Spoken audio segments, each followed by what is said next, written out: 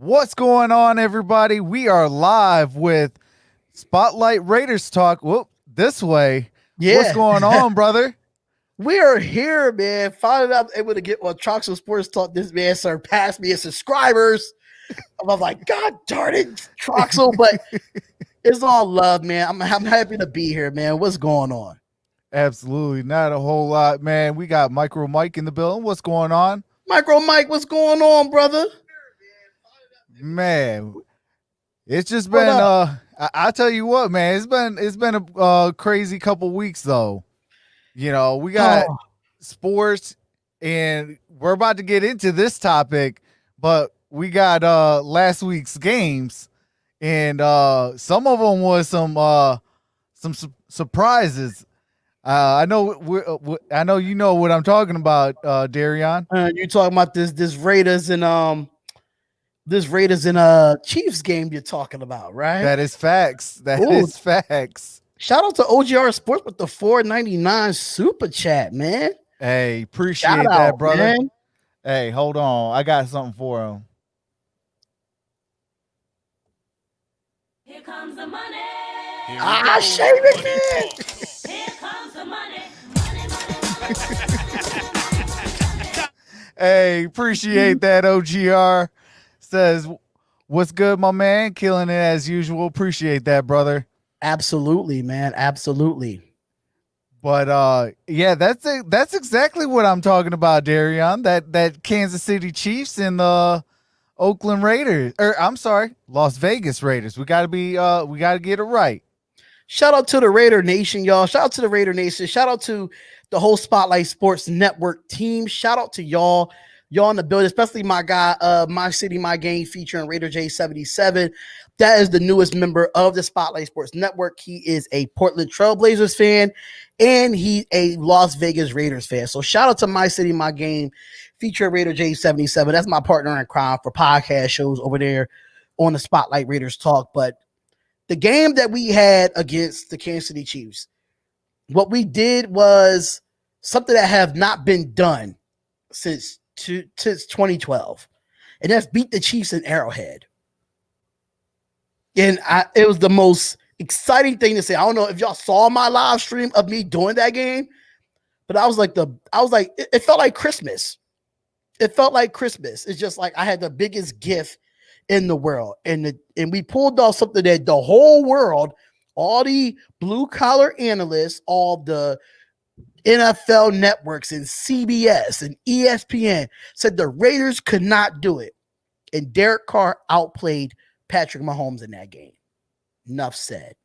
Hey, that was a crazy game. Mm-hmm. What was that final? 42 to 30. It was 40-32. 40 to 32. Yeah, Mm-hmm. like it was a high scoring game, so that kind of did favor, the Chiefs, because they love them high scoring games. I think our defense got it together in the second half. I think we only allowed a touchdown in the second half. We didn't allow no touchdowns we didn't allow no score in the third quarter. We shut them out in the third quarter. Fourth quarter, yeah, we gave up a touchdown almost at the end of the fourth quarter, and they tried to do an onside kick, but we still won the game. So that's what happens. Christmas in October, absolutely. That's Christmas facts. in October. Hey, love it when it's Christmas in October. No, but I mean, like, I like the move that they went and pulled right after that game. And the move was obviously Le'Veon Bell going to the Kansas City Chiefs. Mm-hmm. I think that was a direct thing from what happened over the weekend. The Raiders beating Le'Veon Bell gets cut. They're like, well, we got to do something because we can't have this happen if we got championship aspirations on our mind. So I think that loss really shook the Kansas City Chiefs. It doesn't faze me as a Raiders fan, though, because if you look at all the games that we played, I don't think nobody had a tougher schedule than the Raiders in the first 6 weeks of the NFL season. We played the Panthers week 1. We played the Saints week 2. We end up going 2-0 there. We dropped to against the Buffalo Bills and the New England Patriots. Then we had the Kansas City Chiefs in week 5. And to be 3-2, and we only allowed a 100-yard rusher out of those 5 games. And that was only against the New England Patriots. Christian McCaffrey had about 90-something yards, but he didn't break the 100 mark. So I don't consider that a successful game, especially on a Christian McCaffrey part. But we only allowed one 100-yard rushing game, and that was against the New England Patriots. So even with Le'Veon Bell going to Kansas City, am I worried? I'm not. As a Raiders fan, I am not worried. If we could just get our linebacker core to be on the same page, knowing adding Nick Kowalski and Corey Littleton, which have not really panned out the way I thought he would, but it's Paul Gardner defense, so we'll definitely get into that another time. But I still feel like I'm not worried about the Kansas City Chiefs. I'm not worried. I told a lot of people that we will split with the Chiefs. If they beat us next game, fine. I went by it. But if we could pull off and sweep them, that would be amazing. But I'm just going to be realistic here. Oh yeah. But man, hey, I was watching the highlights of that game. I was like, how did they lose? Because I was just like, when it's Kansas City, for them losing, you're just like, how did that happen? But I was watching that defense and I'm like, okay, they were getting after him. They were getting that pass rush after him. And that's what you have to do against Patrick Mahomes. You have to get him very uncomfortable. Yes, he still made some amazing throws, especially on a 3rd and I think 3rd and 14, if I'm not mistaken, when he threw sideways stuff. But yeah, when it comes to Patrick Mahomes, he's going to do some amazing things. But we got him to a point where we had to keep him running out of the pocket until he was tired. You could tell that he got tired prior to the game because we was giving so much pressures. Yeah, we had shout out to Viron, man. Raider Nation, man. Raider Nation, brother. Absolutely. If you have not subscribed to the Spotlight Raiders Talk, what are you doing right now? Go over there, subscribe to the Spotlight Raiders Talk. But yeah, so you just got to get him tired. You just got to wear him out. If you pressure him and he rolls out the pocket, that means that's extra running that he has to do. And then he got to take a breath and do it all over again. We got to him, I think 3 times last week. And people thought we wasn't going to get to him at all. And we shut down Tyreek Hill.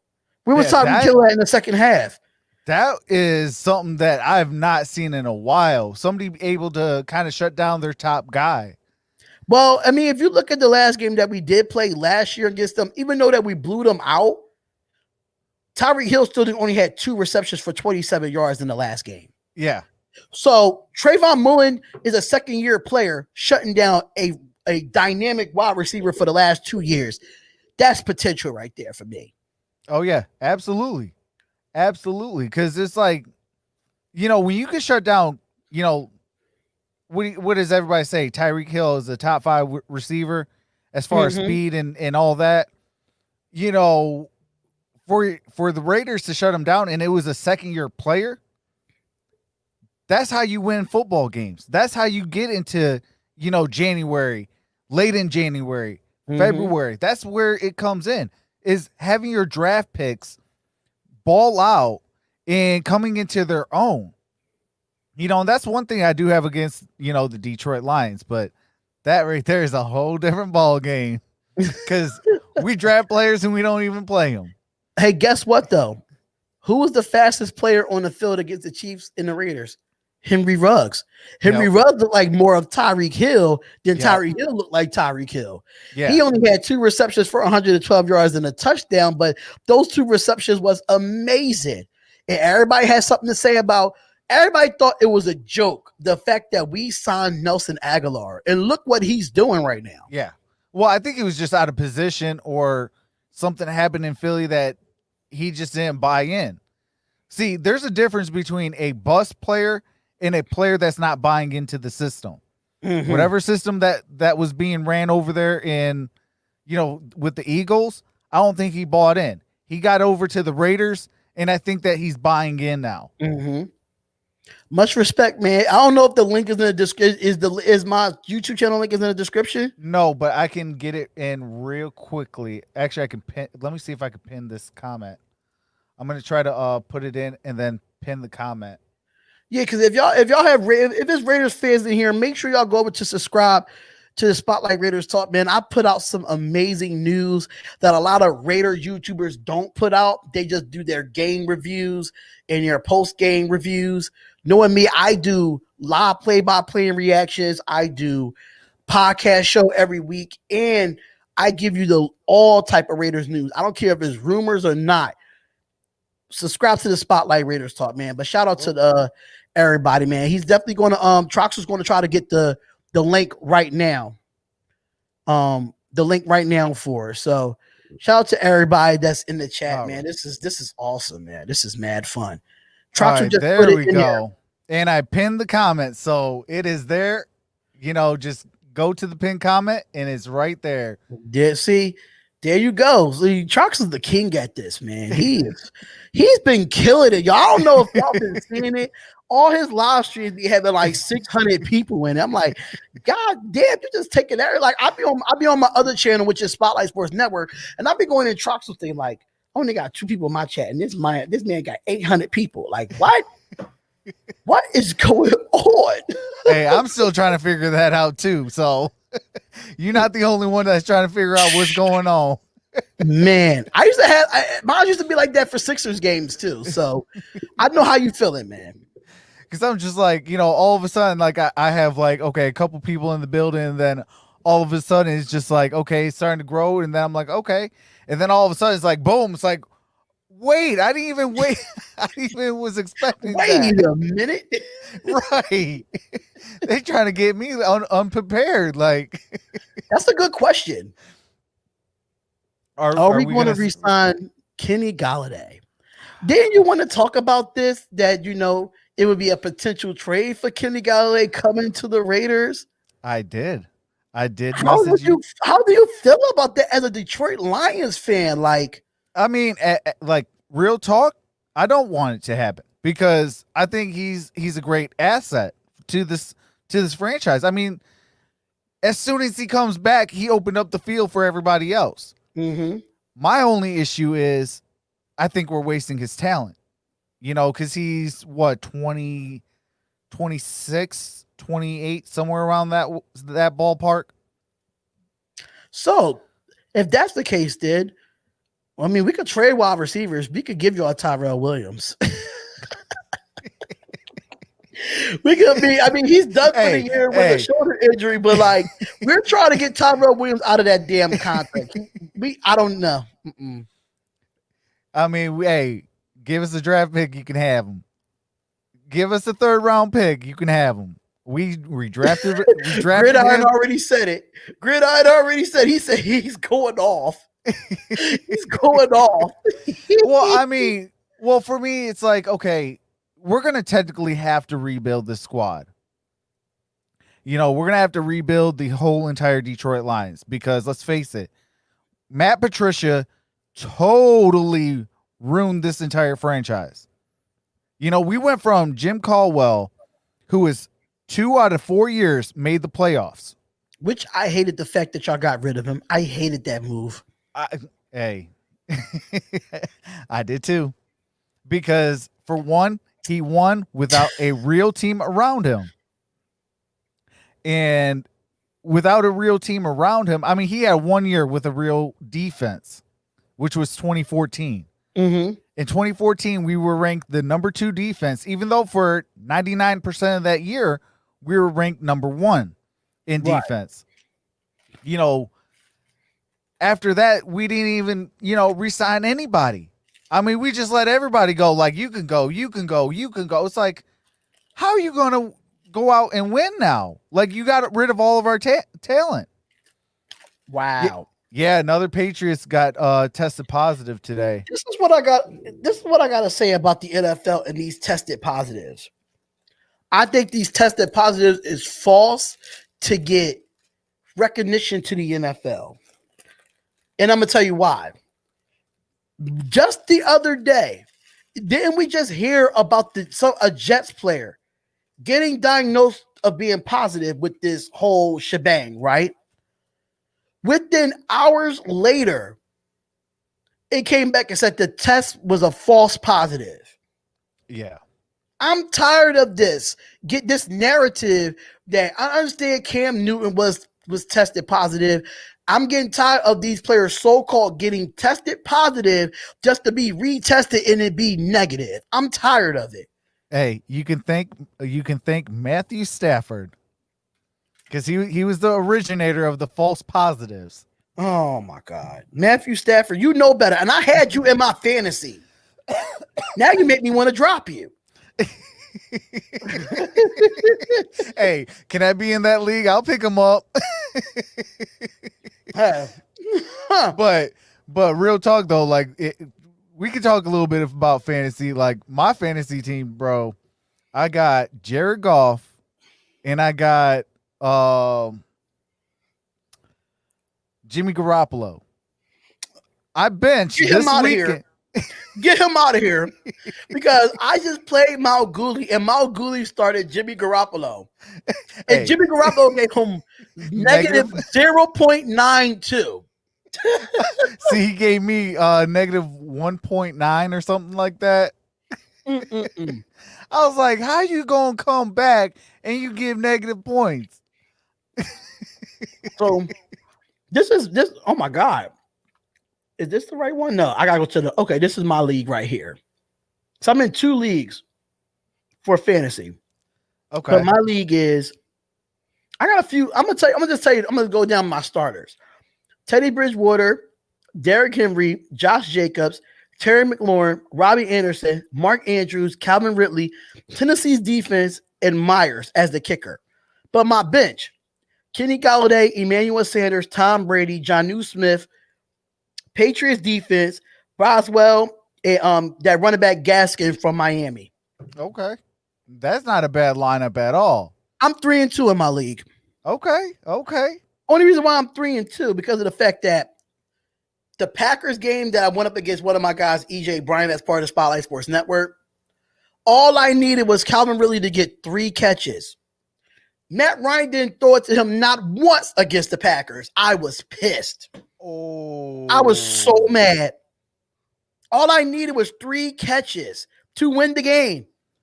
And you know who he had? Julio Jones, who had 2 catches in that game. Hey. Oh my God. That's Like- exactly how I felt. That's exactly how I felt. Come on. Like, are you kidding me? I could have been 4-1. Okay, so I'll go through just the starters real quick. I got 2 league as well. This is the one where we have like our subscribers and all that in.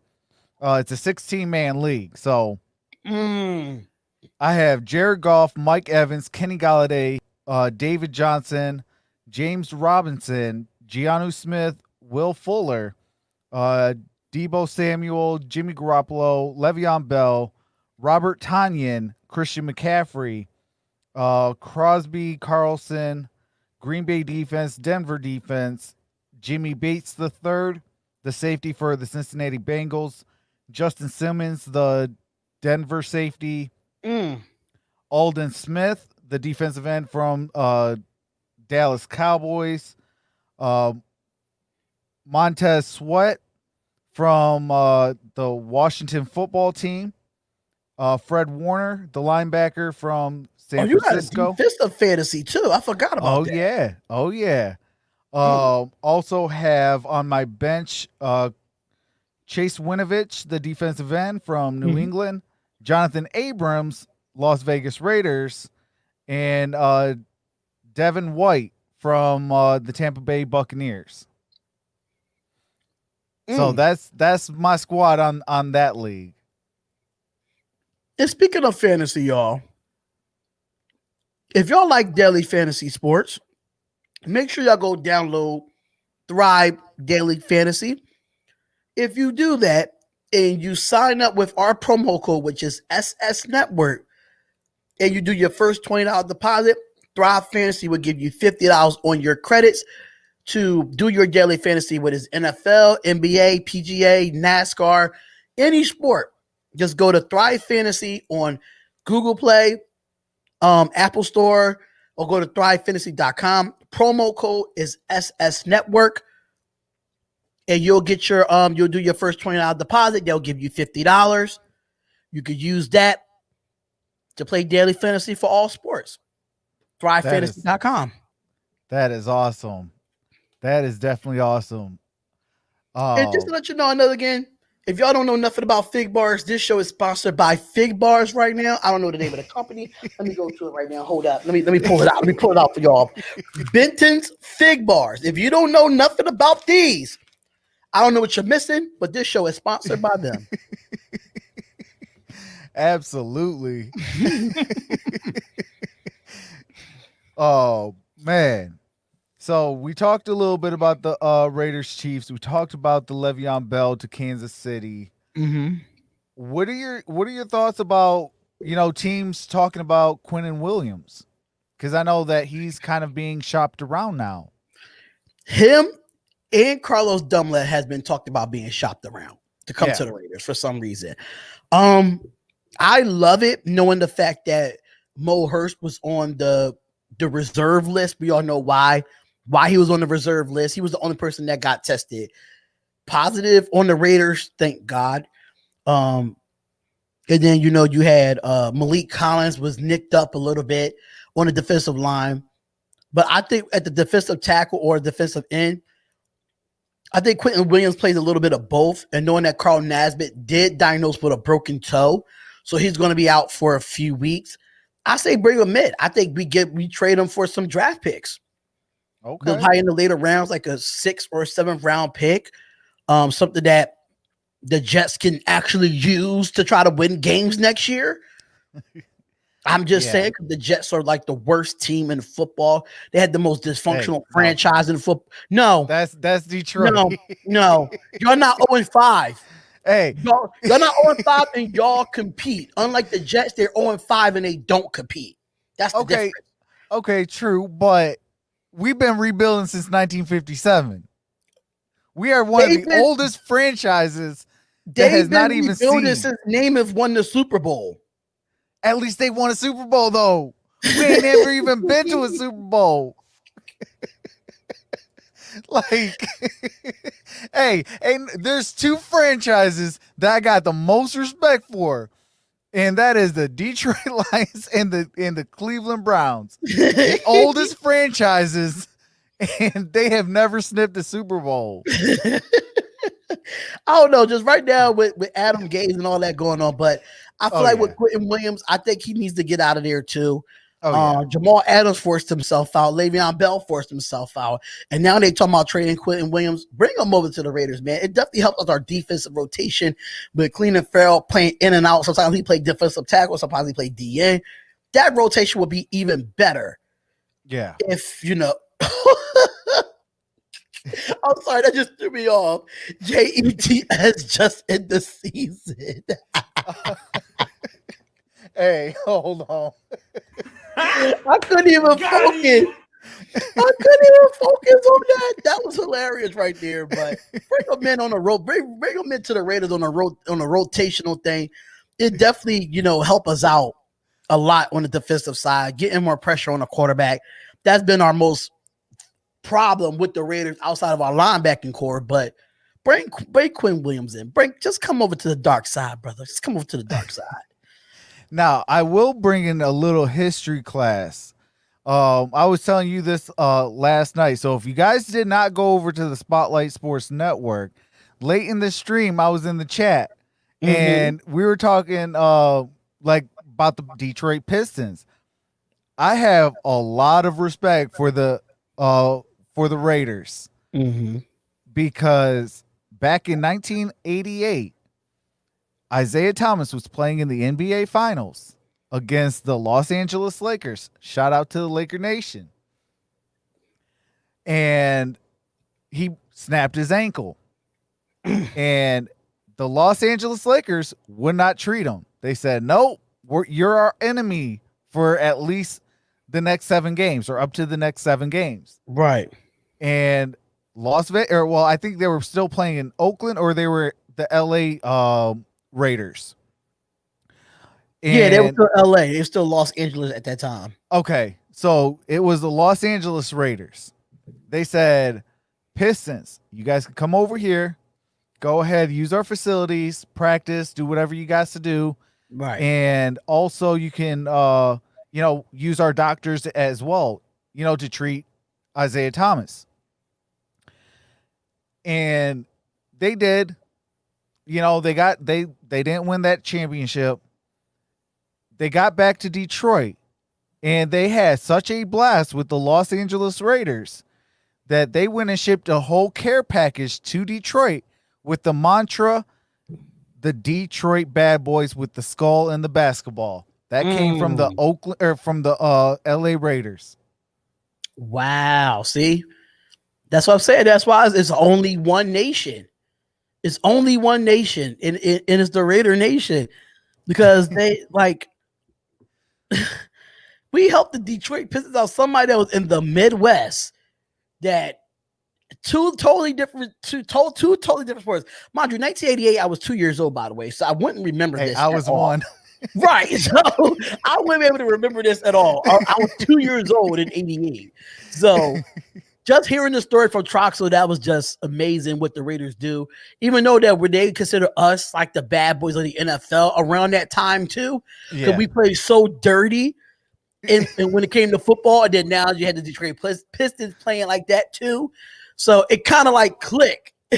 So that's why the Raiders just come out here, do what you gotta do, And that just was a hell of a bond, man. It definitely helped out a lot in that finals too. Raiders can be doo-doo all you want, Tyler, but I bet your team does not have a winning record. He's from the Titans. Okay, but the Titans, who did y'all play? Like I said this before, the Raiders have one of the toughest schedules through the first 6 weeks. We went up against Teddy Bridgewater, Drew Brees, Patrick Mahomes. We went up against Cam Newton. Now we got to go up against Tom Brady in week 7. We're 3-2. That's all I got to say. Let's see if Ryan Tannehill can beat those quarterbacks. I'll wait. I will say this, though. In Ryan Tannehill's defense, he finally found a home, because whatever they were doing in Miami was not it for Ryan Tannehill. He found a home with the Tennessee Titans. Adam Gase. That's 2 words. All I gotta say. You see what he did? You see what he done with Sam Darnold? You see what he done with Sam Darnold? He's tearing Sam Darnold down. Yeah. He's tearing him apart. I bet you if Sam Darnold go to a different team right now, he would excel. Yeah. Oh, absolutely. I definitely think that as well. Like, if he goes to anywhere else, he's going to be. That's why I said, the Jets don't need to go after a quarterback in this year's draft. The bigger issue is Adam Gase. It's not the quarterback. Yeah. What's going on, Lakers NBA Championship 2020? When is NBA free agency? That is actually coming up in a couple weeks, I believe. Mm-hmm. That's coming up. What is it? The 24th of this month? Let me quick search it real quick. But I know that the NBA draft is going to be November the 18th. I'm just replying to Tyler. Tyler, who did y'all really play that had a good quarterback besides Josh Allen? Who else did y'all play?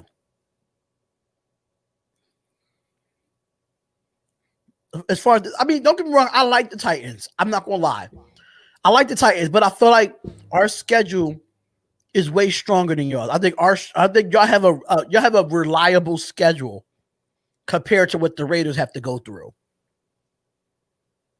That's just me. Why are they not showing the date? But some free agency, I can't wait for that because I'm a Sixers fan. So I want to see what's going to attract people to come to Philadelphia now. It says Doc Rivers is there. So oh, it's actually October the 18th, it looks like. Oh, was originally scheduled on October 18th. And then it got pushed back. Yep, it got pushed back. They don't know exactly what day or time. It still says to be determined. No, the Raiders don't think we beat the Chiefs. Now we think we're all that. The fact that we're 3-2, we have a winning record. We beat Drew Brees as well, so we're 3-2 after one of the toughest schedules in football. Yeah, that's We've been crazy. good. We've been good all this season. While the Detroit Lions have tied for the 5th toughest schedule on the season, and we are 1-3. And you got to think about it too, though. Like, I don't think our schedule is tough all the way through. But if you look at the first 6 weeks of our schedule, or the first 6 or 7 weeks of our schedule, I don't think nobody has it tougher for Derek Carr. Derek Carr had a battle against Cam Newton, Teddy Bridgewater, Drew Brees, Tom Brady, Josh Allen. What? Yeah. What other quarterback is going up against those caliber quarterbacks every single week? It's not many. Yeah. It's not many. I mean, I like Ryan Tannehill, the fact that he's playing better, but let's see what he does in the playoffs like he did last year. Couldn't do nothing without Derrick Henry. And think about this, I had y'all beating the Chiefs. Y'all just folded. Y'all just folded. That's all. I mean, knowing that, y'all probably going to say, oh, when the last time the Raiders been to the playoffs, da-da-da-da. I know. We ain't been to the playoffs since 2016. Understanding that. And mind you, Derek Carr broke his leg. Our backup, Matt Burgoyne, got injured. And we had to go to our third-string rookie quarterback in Connor Cook at the time. Think about it. Carr's playing well. He only threw 1 interception in 6 games. I mean, in 5 games. 1 interception. Because if y'all want to bring up Carr, y'all could do that too. Yeah, thank you. Thank you. Y'all played against the Donkeys, Jags, Vikings, Bills. And y'all think that's better than what we played? The best team that y'all played on that roster right now is the Bills. Yeah. Cousins, trash. Gardner Minshew. Jaguars, they've been playing a lot better than what their roster shows. Because they got rid of a lot of talent. I like Uncle Rico. That's what I call Gardner Minshew. I call him Uncle Rico from Napoleon Dynamite. If y'all don't think he has that resemblance, please, y'all can't tell me he does not have that resemblance. He does. That is Uncle Rico from Napoleon Dynamite playing quarterback. That's not even Gardner Minshew. I just gave him a different name.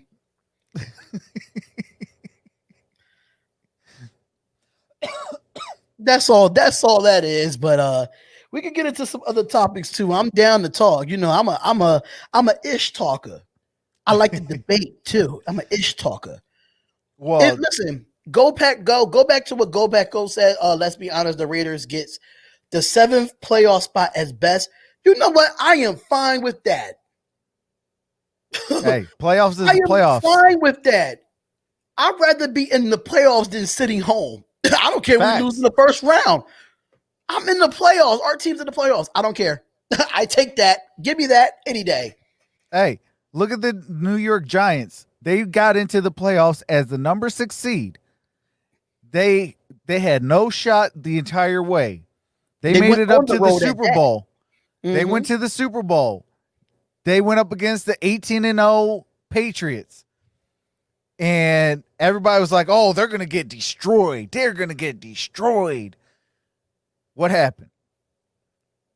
The New England Patriots were 18-1. Mm-hmm. All because a team got into the playoffs. Yep. Just make the playoffs and you have a shot. That is a fact. You know, it's not like the NBA where you kind of know who's going to win the championship. This is the NFL, just like in hockey, just like in baseball. You get in, you have a legitimate shot of winning the whole thing. Just get there. Yep. Unless you're the Detroit Lions. And I don't mind being the second best team in the AFC West because we all know the Chiefs is there. So I don't mind being the second best team. I don't mind that. True. I mean, hey, playoffs is playoffs, though. Right. Playoffs. Yeah, the playoffs. What are you gonna say? Playoffs? Playoffs.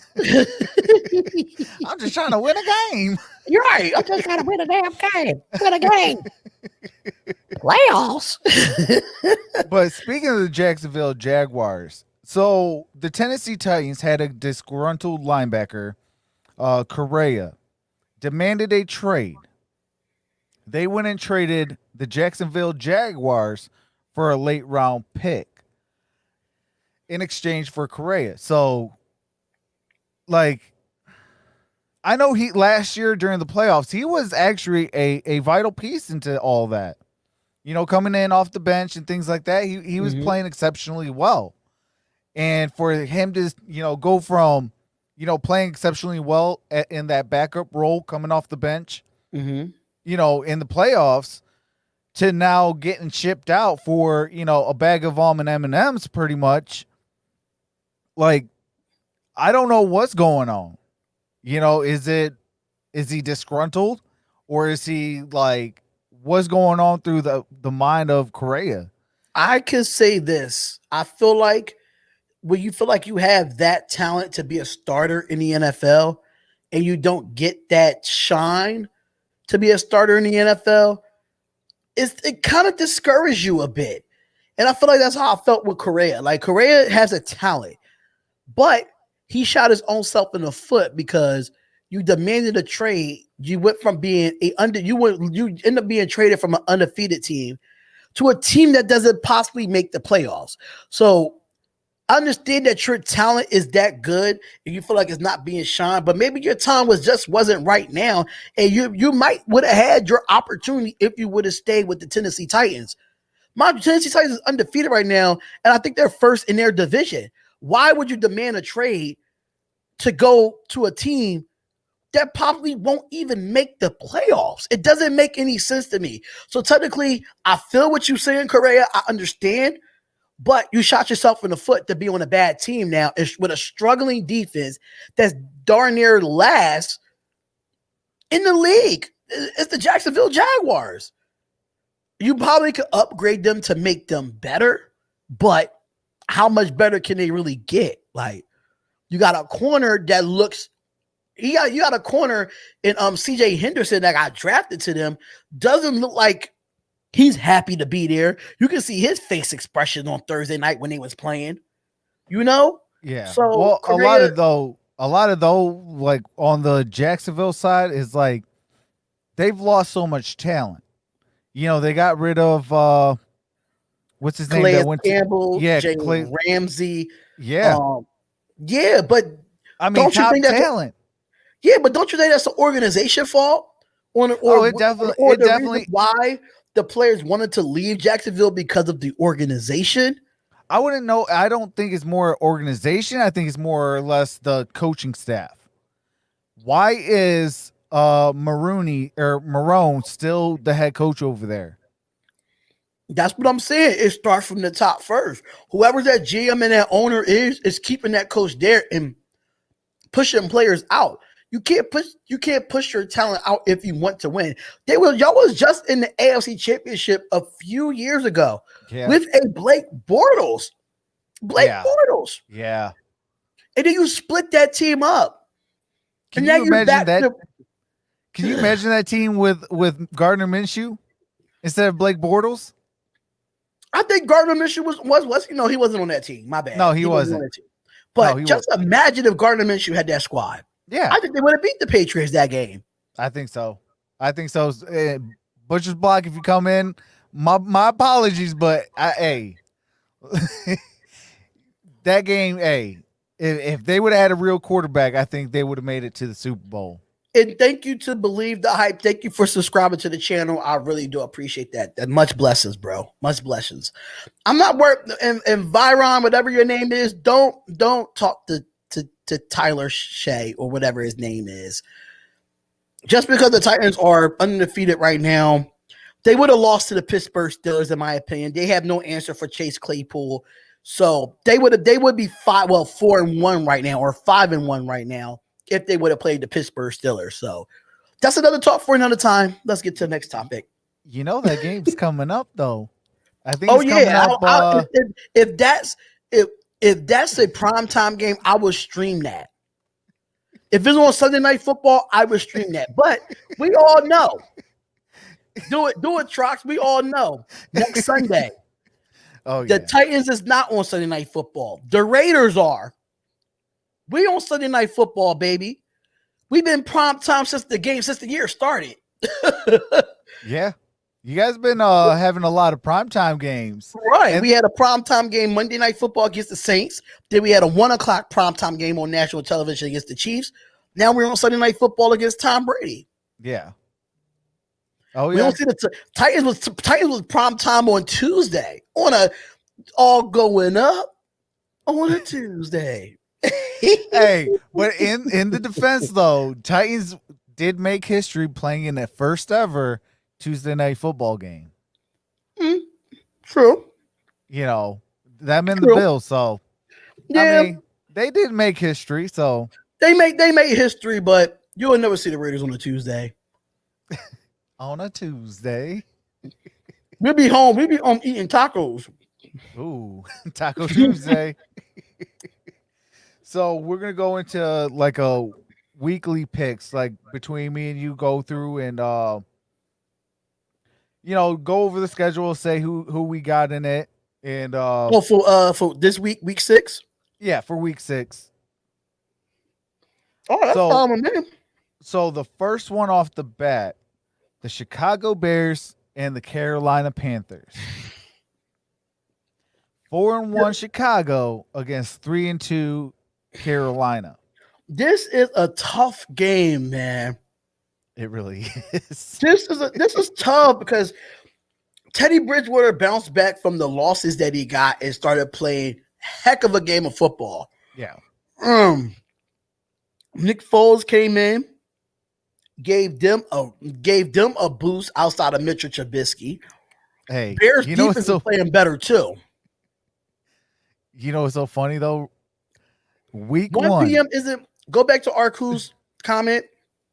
1 p.m. isn't a primetime game, but it was nationally televised across the globe on 1 p.m. Nationally televised. It wasn't like, oh, it's a West Coast game. We won't be able to watch that game. It was nationally televised. Yeah, it was across the globe. It was across the globe. So it is considered a primetime game. But I'm gonna have to go with the I'm gonna go with the Bears, man. I'm gonna go with the Bears here. I think that their defense is a little bit better than Carolina's. I just hope if they could contain Teddy Bridgewater, they win the game. I'm taking the Bears. Yeah. What's going on, Key in the building? Key in the building was goody. But I want to, before I say who I'm going to pick, I think it's kind of funny that week 1, the Detroit Lions play against the Chicago Bears, and we made Mitchell Trubisky look like a real quarterback. Hey, can I get one of these? Can I get one of these?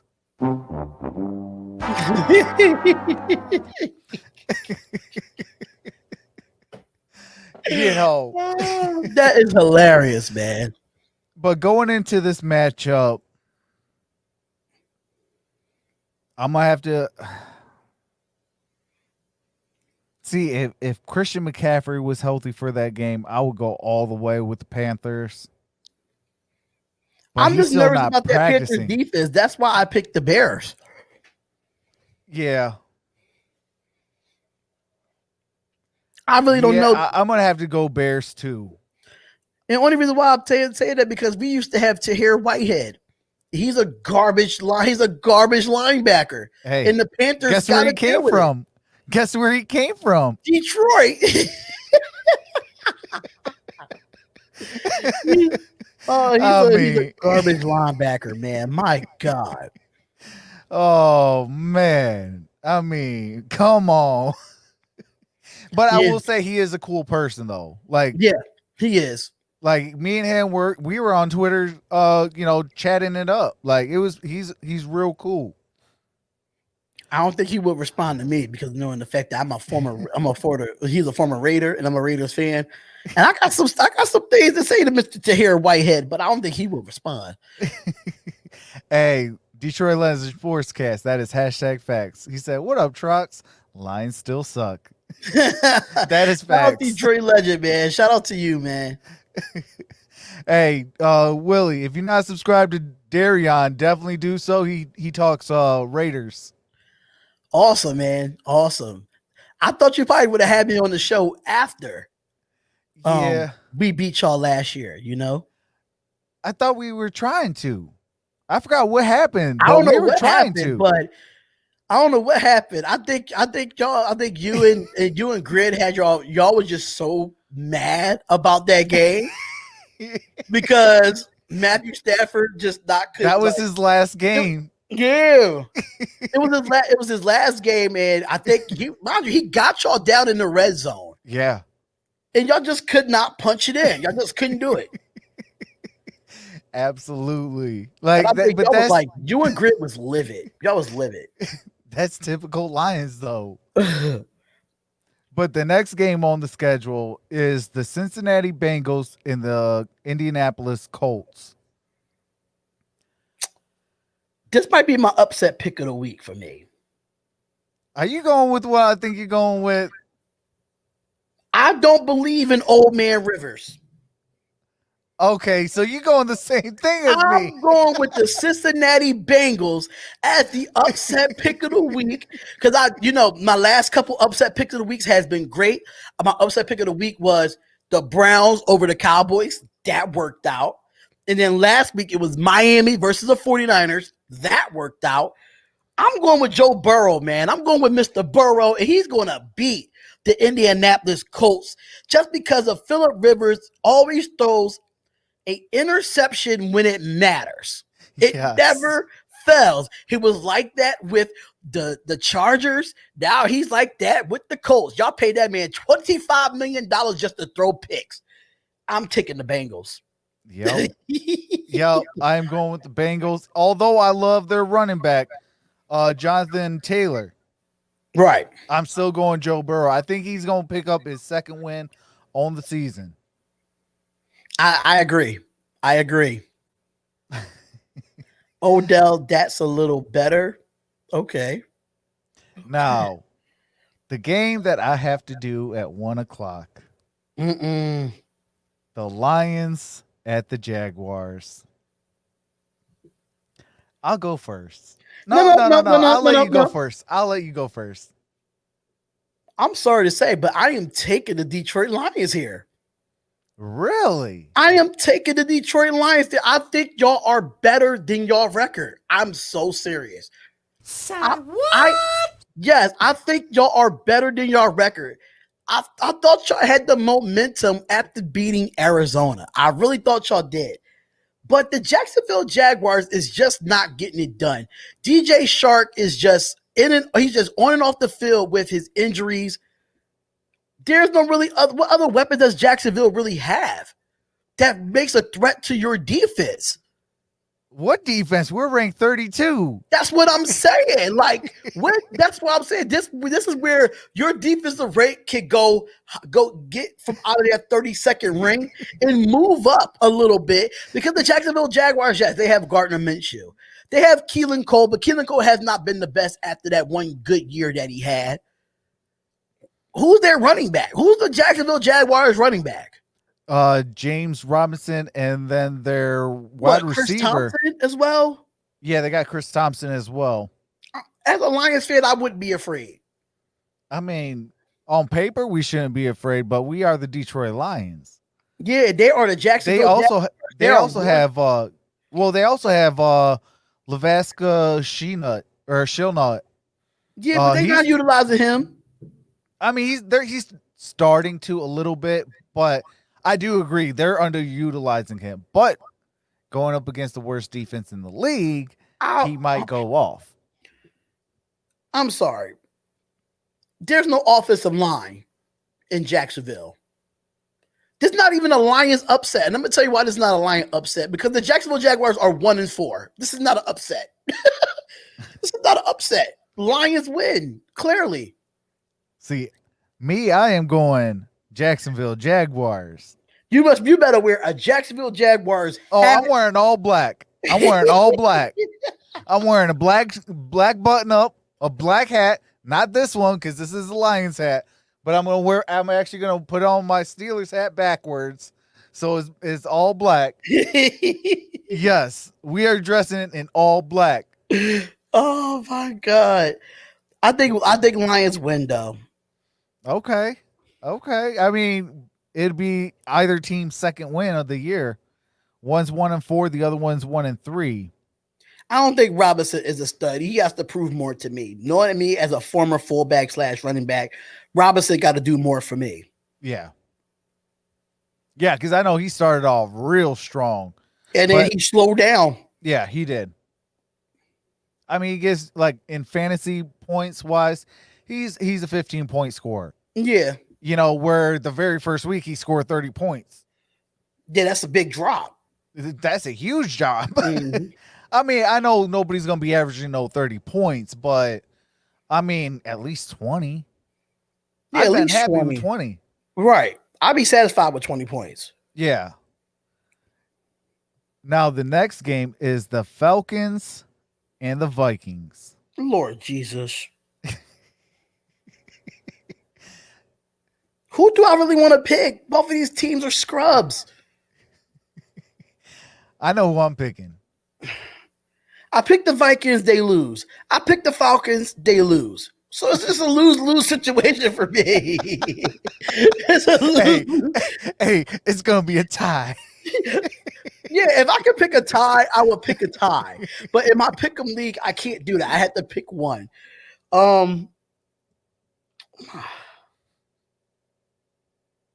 Do I think the Falcons will bounce back after firing Dan Quinn?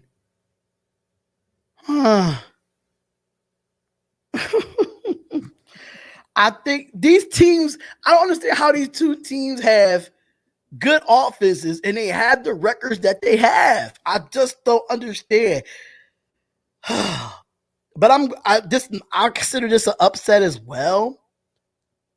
But I'm not picking the Vikings. I'm going to Atlanta Falcons, man. I'm going to Atlanta Falcons, and I'm gonna tell you why. No Dalvin Cook. He is out this week. Yeah, I'm hurting because Right. in my other Dalvin league, Cook, I have Dalvin y'all want to look it up on ESPN? Y'all want to look it up on NFL Network? I saw it today with my own two eyes. Yes, he is out. Dalvin Cook is out, and it does make a difference for Kirk Cousins. So I'm taking the Falcons here, and I think Matt Ryan gets back on track. I think they'll be fired up because of Dan Quinn being gone, and they're not as depressed of players because Dan Quinn is gone. So I'm taking the Atlanta Falcons here, and I need Calvin Ridley to go off again. See, I'm going the Atlanta Falcons in my upset because let's face it, when you get 0-5, you start getting a little bit more chippier. You start getting a little bit more hungrier. You start getting a little bit more, okay, we got to start taking care of business. Right. It's time to wake up. It's time to wake up. Absolutely. And that right there is the sole reason why. Then you add the firing of Dan Quinn and their general manager, and that just adds more to it.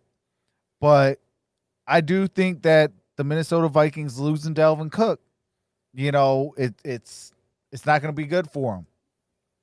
I don't think it will be a low score game because the Falcons can score. Yeah, it's going to be high scoring. scoring. Their defense just allowed too many points. That's the problem. Yeah. They need to focus a lot on defense this offseason. Absolutely.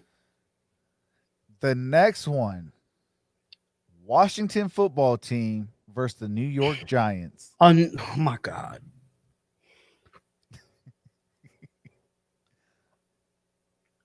I don't. Why these games got to happen in week 6? Can the Raiders just play in week 6? Like, my God. Oh, my God.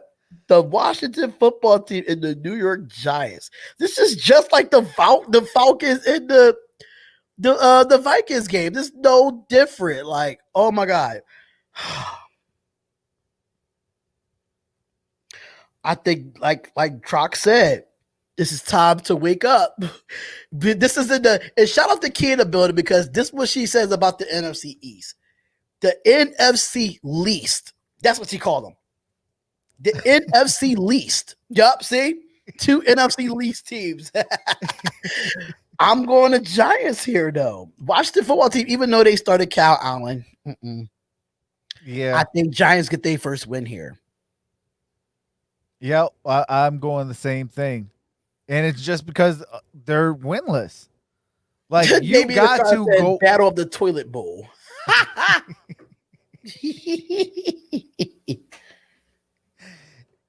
But, I mean, any 0-5 team, I have to kind of take them because of that sheer fact that, you know, if you're going to wake up, you got to do it today. Right. You know, otherwise, if you go down 0-6 or 0-5 or, you know. If you go 0-6, 0-7, you might well just think to be 0-16. Yeah, facts. Facts at that point. Right. Now, we got the Baltimore Ravens and the Philadelphia Eagles. This is a no-brainer for me. I know Key in the building. She probably won't be mad at this because Key in the building is a very, she's not, how can I say it? She's not biased, but she's not unbiased either. So it's like, she knows when to pick her. Yeah, she knows when to pick her team. She knows, but this little like off-screen battle that she's been having with a former Spotlight Sports Network person that they put on a bet between he's a Ravens fan and she's an Eagles fan. So I'm picking the Ravens. I'm sorry, Key in the building. I love you. You my homie. We started Spotlight Sports Network together, but you know how I feel about your Philadelphia Eagles now. And you even called it yourself. You said, "Where is Jalen Hurts at?"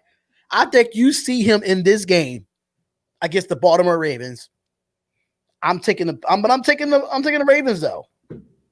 I'm taking the Ravens. I mean, at 4-1, they just came off. What do you call it? Wasn't last week their first loss, the Ravens, or was that 2 weeks ago? It was 2 weeks ago when they beat the Chiefs, when they lost to the Chiefs. Oh yeah, yep. You know, and I think they played the Washington football team, if I'm not mistaken. Oh yeah, that was their last. That was this past week. Yeah, a very easy win for them. I think they're gonna get another one this week. But I do think you gotta think about this too, Trox. The city of Philadelphia is letting fans in the stands at Lincoln Financial Field. Now you know. Really? Now you know. Oh, that actually are. yeah. They're probably one of the most loyalist fan bases as well. They are allowing. It's not full capacity, but just imagine. I mean, even at say 8,500 people, that still be loud. You could call Eagles fans degenerate. That's exactly what you can call them. They are nasty with their mouths, man. And Josiah, no, the Ravens do not play the Raiders this year. Ooh, that would have been a good matchup. Oh, that'd be a hell of a matchup. Can we get them in the playoffs? We might could get that game in the playoffs. It's a possibility. I wouldn't mind that at all. Yeah, Ravens. I think Ravens is for both of us here. But just keep in mind, the Philadelphia Eagles fans might be a factor. Yeah. Now that I know that, I mean, I gotta stick by my pick, but I don't think it's gonna be a blowout. If there's gonna be fans in the building, I don't think it's gonna be a blowout. Right. I think it's gonna be a close game. And maybe at the end they might score like 2 touchdowns just to make it kind of look like a blowout. The fact that I live in Philadelphia and I have to deal with this on a 365 days of the year with Eagles fans, just imagine how they're going to go berserk now that they could go into Lincoln Financial Field and be degenerate and delinquents as they are. My God. Ooh, we got a great matchup. I know where you're going with this. The Cleveland Browns and the Pittsburgh Steelers. Can we leave? Hold up. What other game is better than this on the besides Packers and Buccaneers? Okay. All right. Okay. Chiefs and Bills is good too, but damn. I mean, we got the Monday nights. You know, we got even the Cardinals. I think they're better. Cardinals and Cowboys. I don't know, Troxel. I am scared of this game right here. I am too. I'm scared of this game right now because this is a division rival. This is the battle for first. Browns are 4-1. The Steelers are 4-0. And these two teams are playing at the peak of their Ben Roethlisberger looking like himself again. And that's scary. Yep. That is scary. Facts.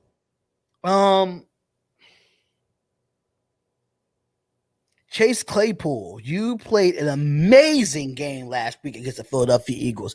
4 receiving touchdowns. No, it was 3 receiving touchdowns and a rushing touchdown. So I think it was. 4 total, right? Yeah, 4 total touchdowns. Yeah. Baker Mayfield is playing one of the best times of his career right now. I mean, yes, he does have some few interceptions. That defense does give up some points, but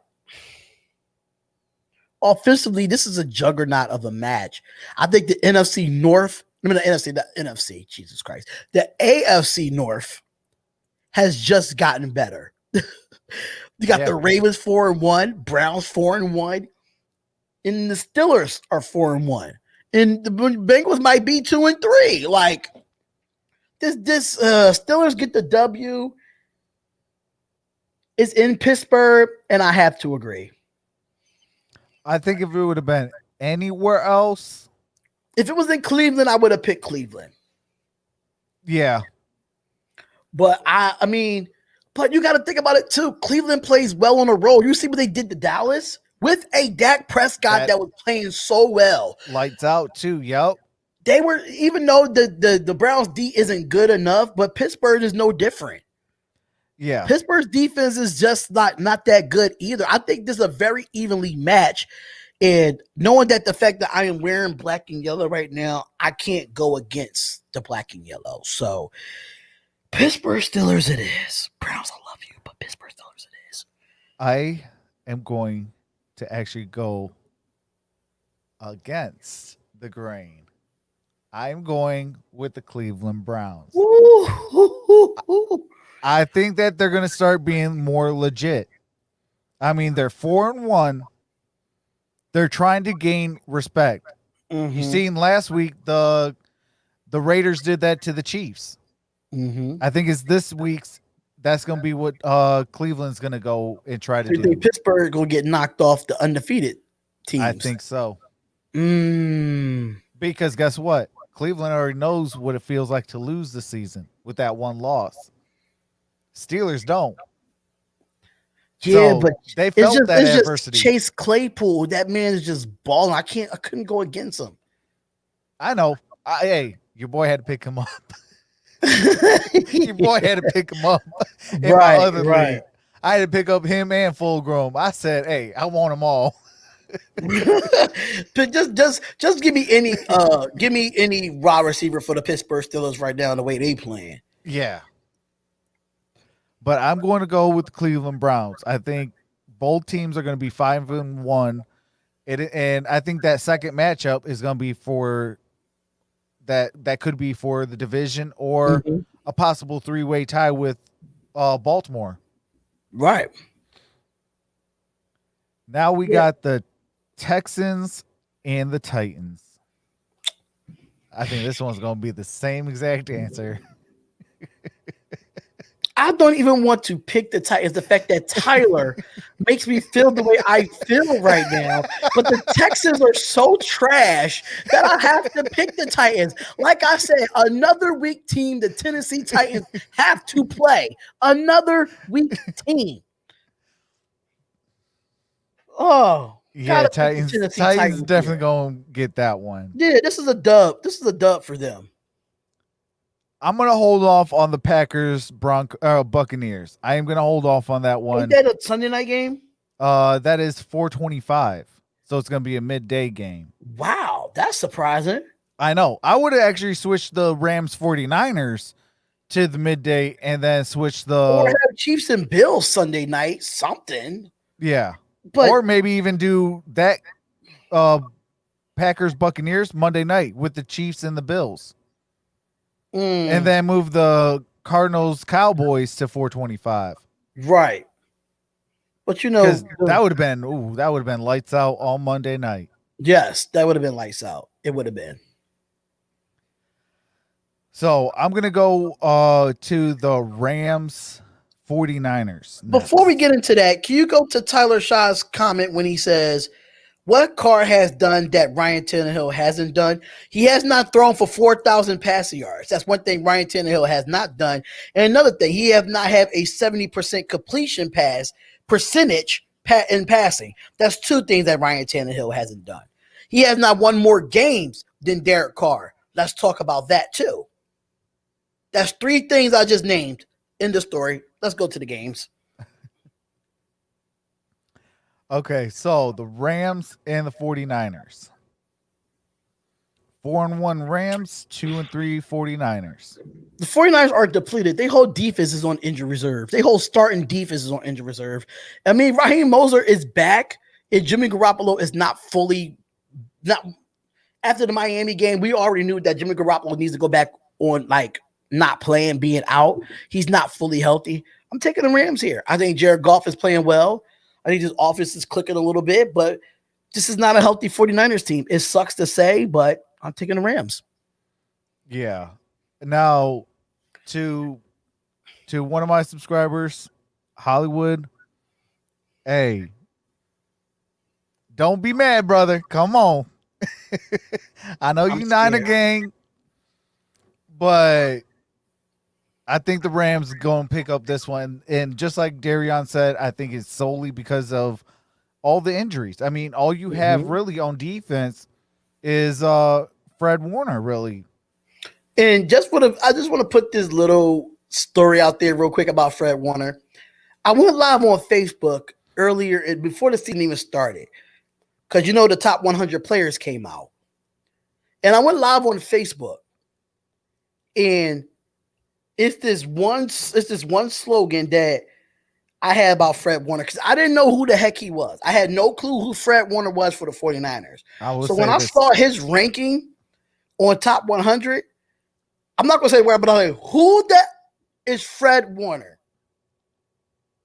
And it's been a slogan to a point where Jake from Snake Sports Talk wants me to make a shirt out of it.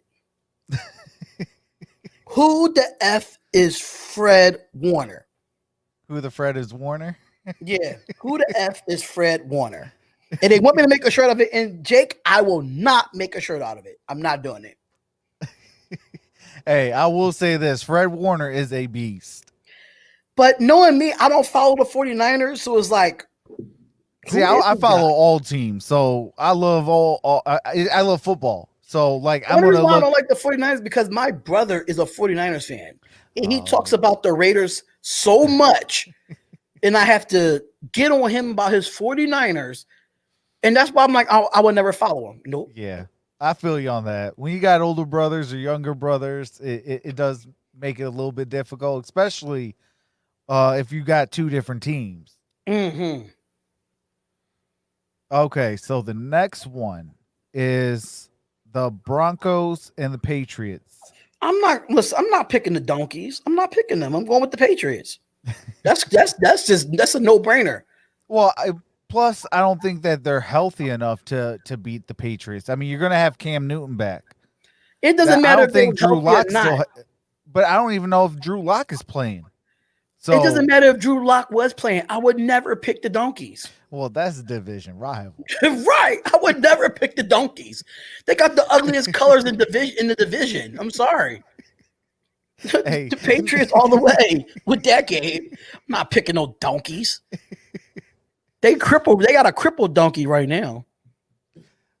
Well, I mean, I don't know. I'm going Patriots, but I mean, I think if Drew Lock would have been healthy, I mean, I don't think it would have been, as bad. But Cortland Sutton done for the year. Yeah, they're hurting. Yeah, they're hurt. hurt. And then Philip Lindsay is done. And then they got an old behind Melvin Gordon that's trying to keep his life together there. But he got pulled over for a DUI this past week. Yes, So, he did. So he might not even play because of that. yeah, it's Patriots. It's a no-brainer for me. It's Patriots. Yeah.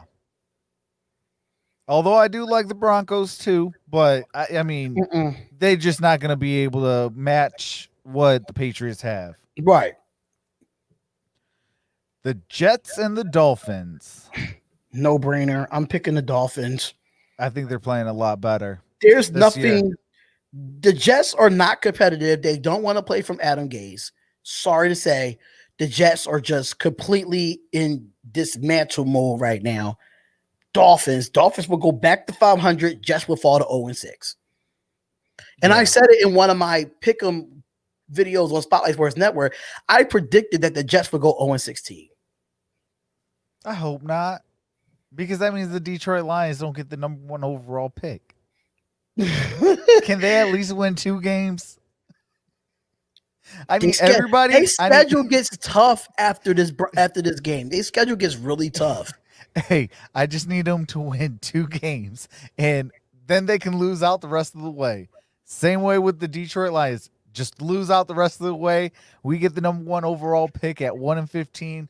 They'll have the 2nd overall pick or 3rd overall pick, depending on how these other unbeaten teams are doing or unwinnable teams are doing, and go from there. I need the Lions to get the number 1 overall pick. Go Pack Go silver. I'd rather wear silver and black than wear orange and blue. I'm sorry.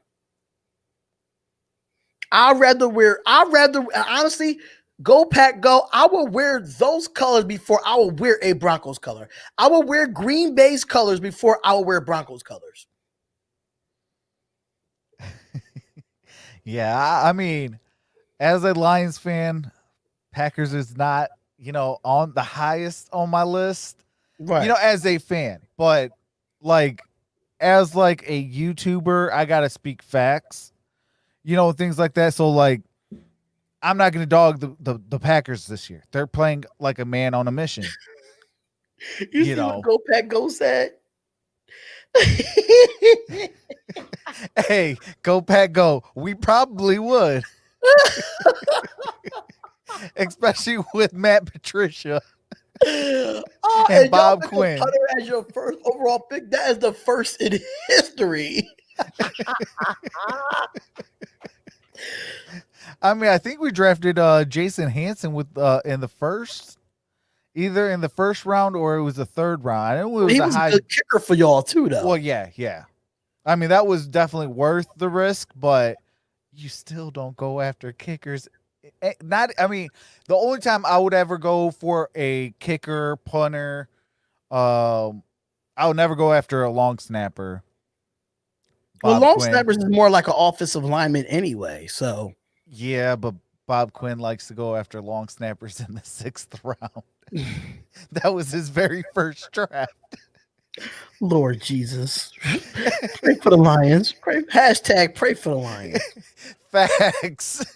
Even though Mal Gooley is a Bears fan, he feels bad for the Lions. That's telling you something. Yeah. Yeah, especially being a division rival. You shouldn't have your rivals feel bad for you. Right. I don't feel bad for the Bears. I don't feel bad for the Packers. I don't feel bad for the Vikings. Why? Because they're actual real football teams. My Detroit Lions, they're not. They're just like on my channel. #trash. On my channel, bro. Horrible. And I got to do the game. The only reason why I'm doing this game, though, with the Lions and Jaguars is because of a member of mine, Miss Connie. She is a Jaguars fan. So she asked me, she was like, hey, can you please do this game? I said, absolutely. So that is the only reason why I'm doing the Detroit Lions this week. And I'm doing it as a Jaguars fan. Yeah, we did draft the kicker in the 1st round. I think that was Sebastian Janikowski, wasn't it? But he was pretty darn good for y'all. And he was Mr. Reliable for, 20 years? Yeah. I think it was Sebastian Janikowski, right? Raider J, if I'm not mistaken, because that boy had a leg on him. Yeah. He definitely had a leg on him. So we got we got 3 games left. Yep. Well, no, we got 3. I'm going to go to Monday. The Cardinals and the Cowboys. I'm scared of this game too. I'm not. Because Andy Dalton might deliver here. Possible. Because I mean, this Cardinals defense is if Matthew Stafford, knowing that Matthew Stafford, I love him as a quarterback, but if Matthew Stafford can shred this Cardinal defense, I don't see how Andy Dalton can't do it. I think Andy Dalton can do it here, but he's going to have to rely on Zeke a lot for him to throw the football. I love this Cardinals team. Their defense kills me, though. That's the only problem with the Arizona Cardinals. If they can get that defense to help the offense out, I think they'll be better. They would be better than 3-2. The Cowboys defense is atrocious. It is dumpster juice for the Dallas defense. But I think Andy Dalton could do it, but I can't go against Kyler Murray and his athleticism. I'm taking the Cardinals. Yeah, for me, it's an easy one. I am playing the homer card and going with the Arizona Cardinals. Well, they in Dallas, actually. Well, yeah, but I'm saying like I'm Oh yeah, because you used to live in Alabama. You used to live there. Yeah, I used to live out in Arizona, so I got to pull the little homer card. And Hold go up, with so the you back Cardinals. in Detroit? Yeah, I'm still in Detroit. Yeah, I moved back. Why would you leave Arizona to go back to the cold? What? Hey, hold on. What?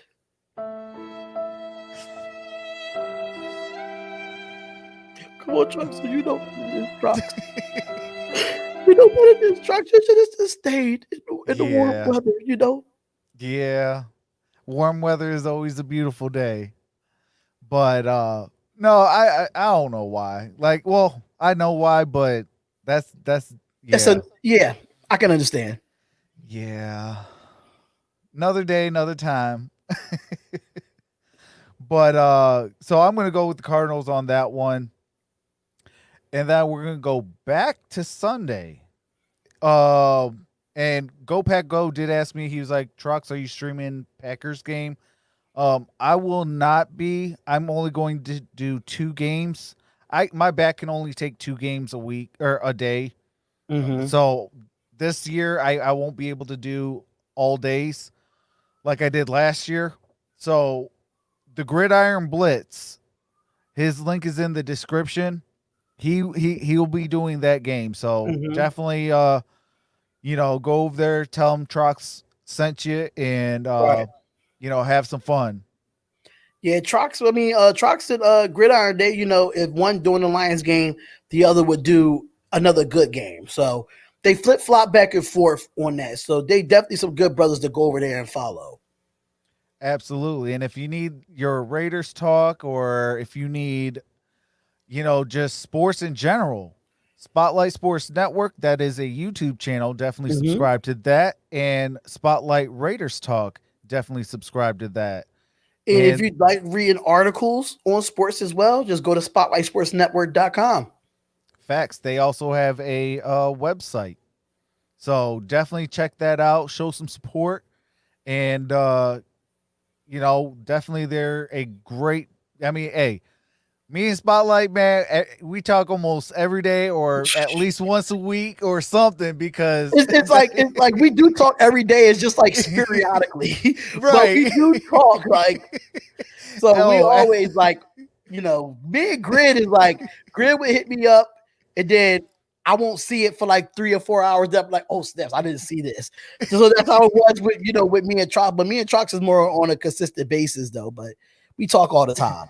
Absolutely. And hey, that's my brother right there. That's my brother. Right there. Hold up. Am I doing no, by the way. There we go. I don't know why it's so around though. Like, why couldn't they just be like, StreamYard, you gotta get it together, StreamYard. Gotta get it together. right, right? Now all y'all gotta do is allow us to add a scoreboard on here. It's lights facts. out. It is Facts. lights out. Facts. You allow us to do like scoreboards and all that? Absolutely. I would Just get rid of OBS in a heartbeat. Absolutely. I've been having so many issues. What's going on, Mel Gooley? Gooley, you got to come up on the show, man. This is mad fun, bro. This is Hey, mad we definitely got to get him on a show. We've been Absolutely. talking about it for what, almost six months, almost a year. Right, and Gooley been like, I gotta get Trox on my channel too. So y'all both been saying the same thing. It gotta happen. It gotta happen. Well, hey, if you guys like what we're doing, then I'm going to continue the show. I might just do a different name, but I might do it like every days that I don't stream. Or should So yeah, days that are not Friday, like Fridays. Yeah, Fridays, you know, unless there's basketball back and things like that, then obviously I'll try to readjust fire. But other than that, you know, if there's no streams, you know, we can have this and we can definitely you know, I can bring in guests, you know, if subscribers want to come in, you know, obviously we have the rule of, you know, hashtag gotta keep it clean, please. Yep, And gotta keep it clean. I'm keeping it clean as much as I can. I am, because you know me. Real talk. Hey, you're doing an awesome job. I'm keeping it clean as well. Like, I'm getting to the point without getting to, like, you know, the parental advisory. You know, we got kids in the chat. Right. You know, plus we don't know who's watching. I mean, you know, you never know. Maybe an NFL spokesperson is in the building. You don't know. You know, we got 13 people. You know, you just never know who those 13 people could be. Exactly. Right. You know, so that's why I always got to try to keep it clean. Why did Damian said the Trox Palomalu show? You want to know why? Ooh, is that the Paloma? Oh, Rico Suave. Oh man. Well, I never seen Trox without a hat on. This is the first. This is the first. Woo! You went from Matt Patricia to Troy Polamalu in 3 seconds.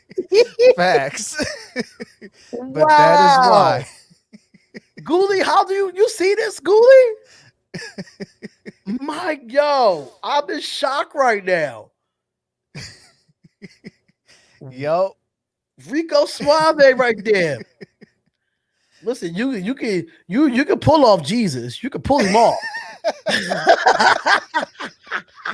Hey, I wish I was that holy though. Right. Even if it was 1%. Like, man, listen, you can pull it off. Listen, you got your Halloween costume right here. There's nothing else you need to do. That is real, y'all. That is real. But I'm actually doing. No, he does not. No, he does not, Malguli. He does not look like Roman Reigns. But I am a hater of Roman Reigns, so absolutely not. Hey, I'm surprised that he's working with what's that GM? Paul Heyman. I am shocked that he's working with him. I'm like, what? Yeah, they finally turned Roman Reigns heel. I mean, I kind of dig it, but out of the one manager, I was like, he could have turned heel on his own. Like, he doesn't need somebody to, you know, kind of be his sidekick. This just look. I prefer to put the hat back on. This is looking too weird for me. You gotta go back to Matt Patricia, man. Go back to Matt Patricia. Go back to Matt Patricia, man. This is just. I was not expecting all that hair. I was not expecting it, y'all.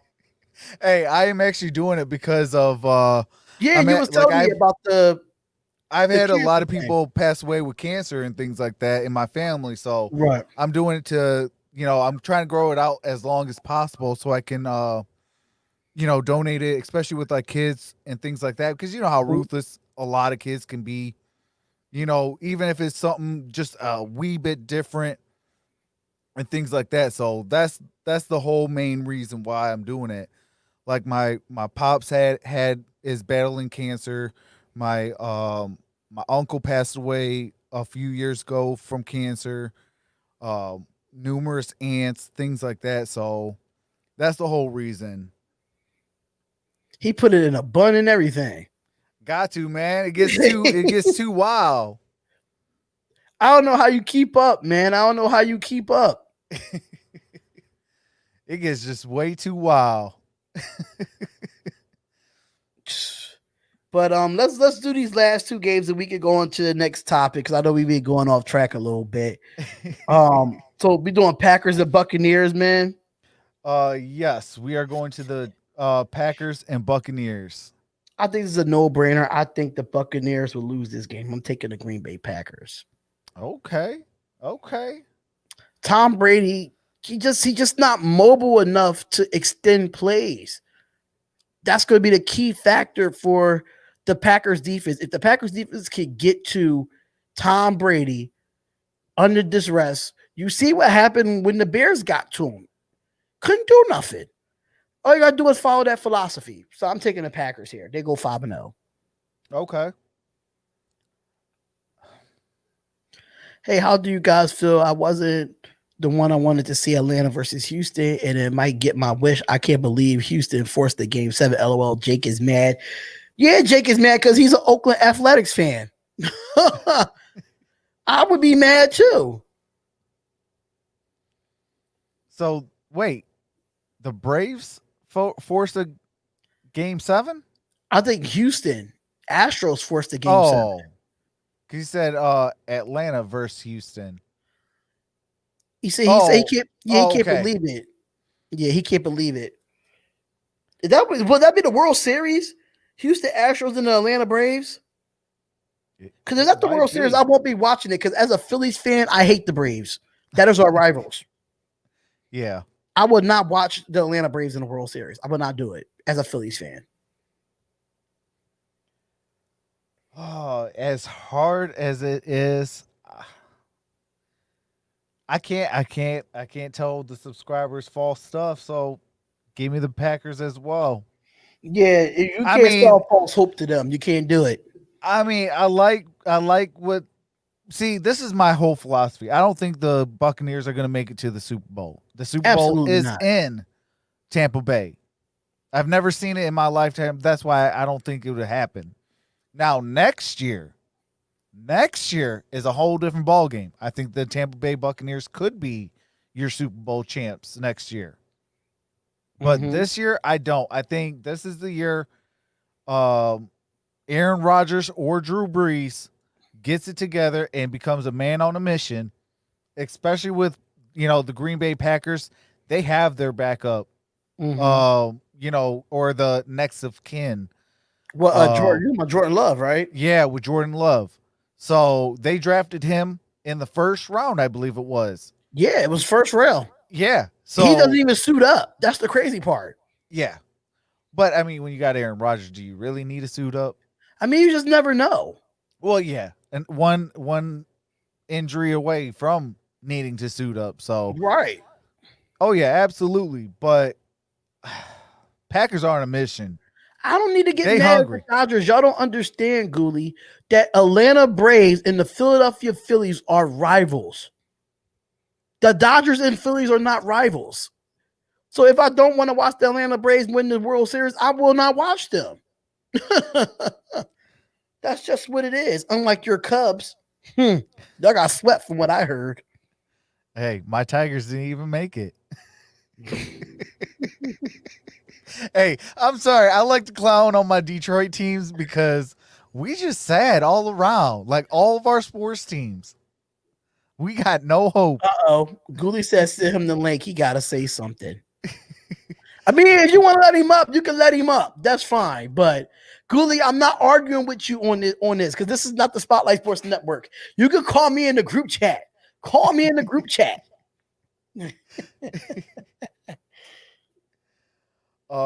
We got the last game. Chiefs and the Bills.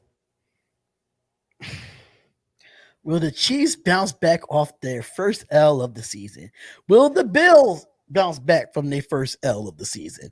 I really don't know. This is in Buffalo, number one. Number two, the Chiefs are ished off. They're mad.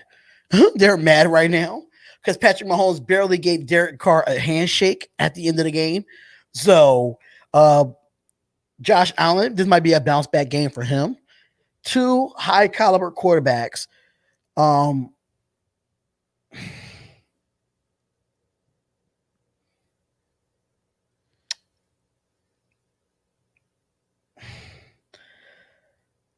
sitting here like checking back and forth with these teams.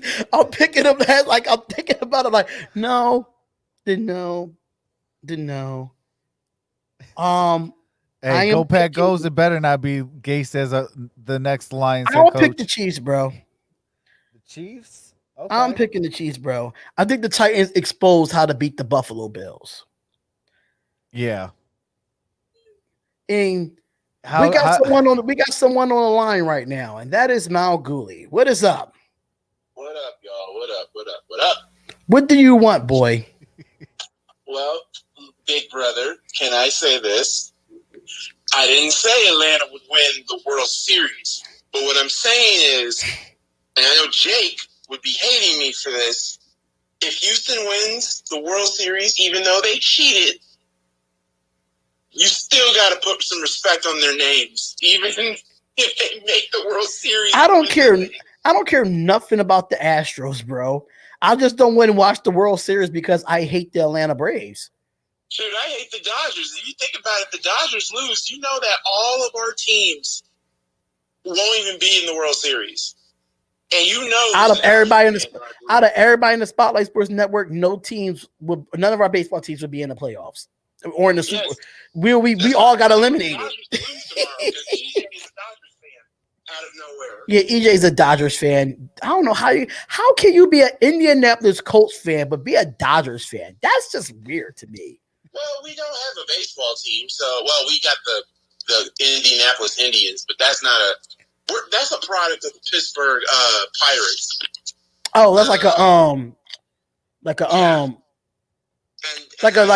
a what's they call those baseball leagues? Like the double A under or the triple major A's? leagues. And the reason why Yeah. because I don't like the freaking their name almost came to me. The Pittsburgh Pirates, because that's a part of the Cubs. That's a part of their rivalry. Lord Jesus. So yeah, I kind of want to have a smile on my face and actually say, hey, Dodgers, and let's be real.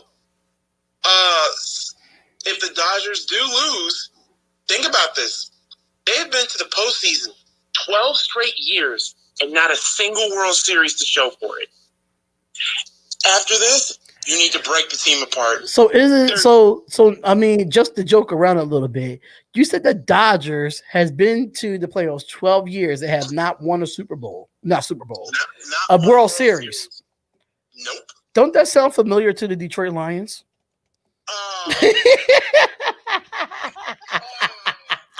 Trox, so I had to get you there, bro.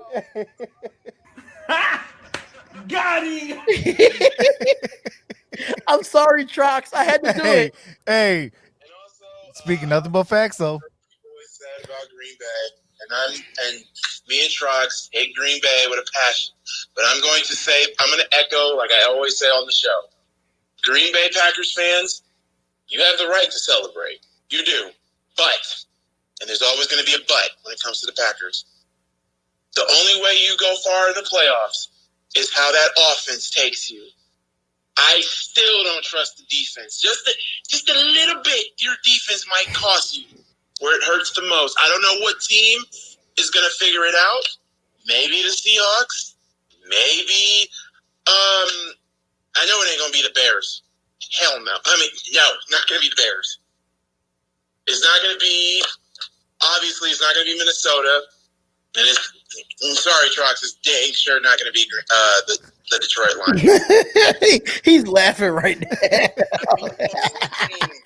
In the NFC that can have a chance of beating the Packers is either the Seahawks or the Arizona Cardinals. No. It can't be Tampa Bay. Listen, it's not going to be the Arizona Cardinals going to beat the Green Bay Packers. I don't see that happening. But we are on the Chiefs. We're on the last game of the picks, which is the Chiefs and the Bills. I picked the Chiefs because I think I'm going to say this. Bills fans, get the tables. You guys now. Patrick Mahomes has Le'Veon Bell now. I don't think he'll play, but that was like a punch to the gut for them to get Le'Veon Bell. And you know what's funny about this, Trox? What's that? in our Monday and in our Sunday morning show, everybody on the team picked the Chiefs to beat the Raiders, and I picked the Chiefs to beat us ourselves. And the Raiders won. And the Raiders won. When I don't pick the Raiders, they win. Hey, the only one win that we had for the Detroit Lions, I was rocking my Arizona Cardinals gear. See, Trox will say he was rocking his Arizona Cardinals gear when they got there. See, you just never know. You have to pick the opposite for your team to win. Like for me, I last week picked Tampa Bay, but the voices in my head say, go for your Bears. And thank God you can.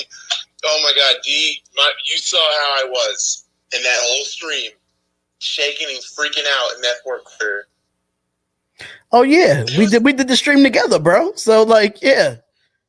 But we're gonna finish being back on this show, bro. You can definitely go back in the chat. I'll talk to you. I'll call you after the show.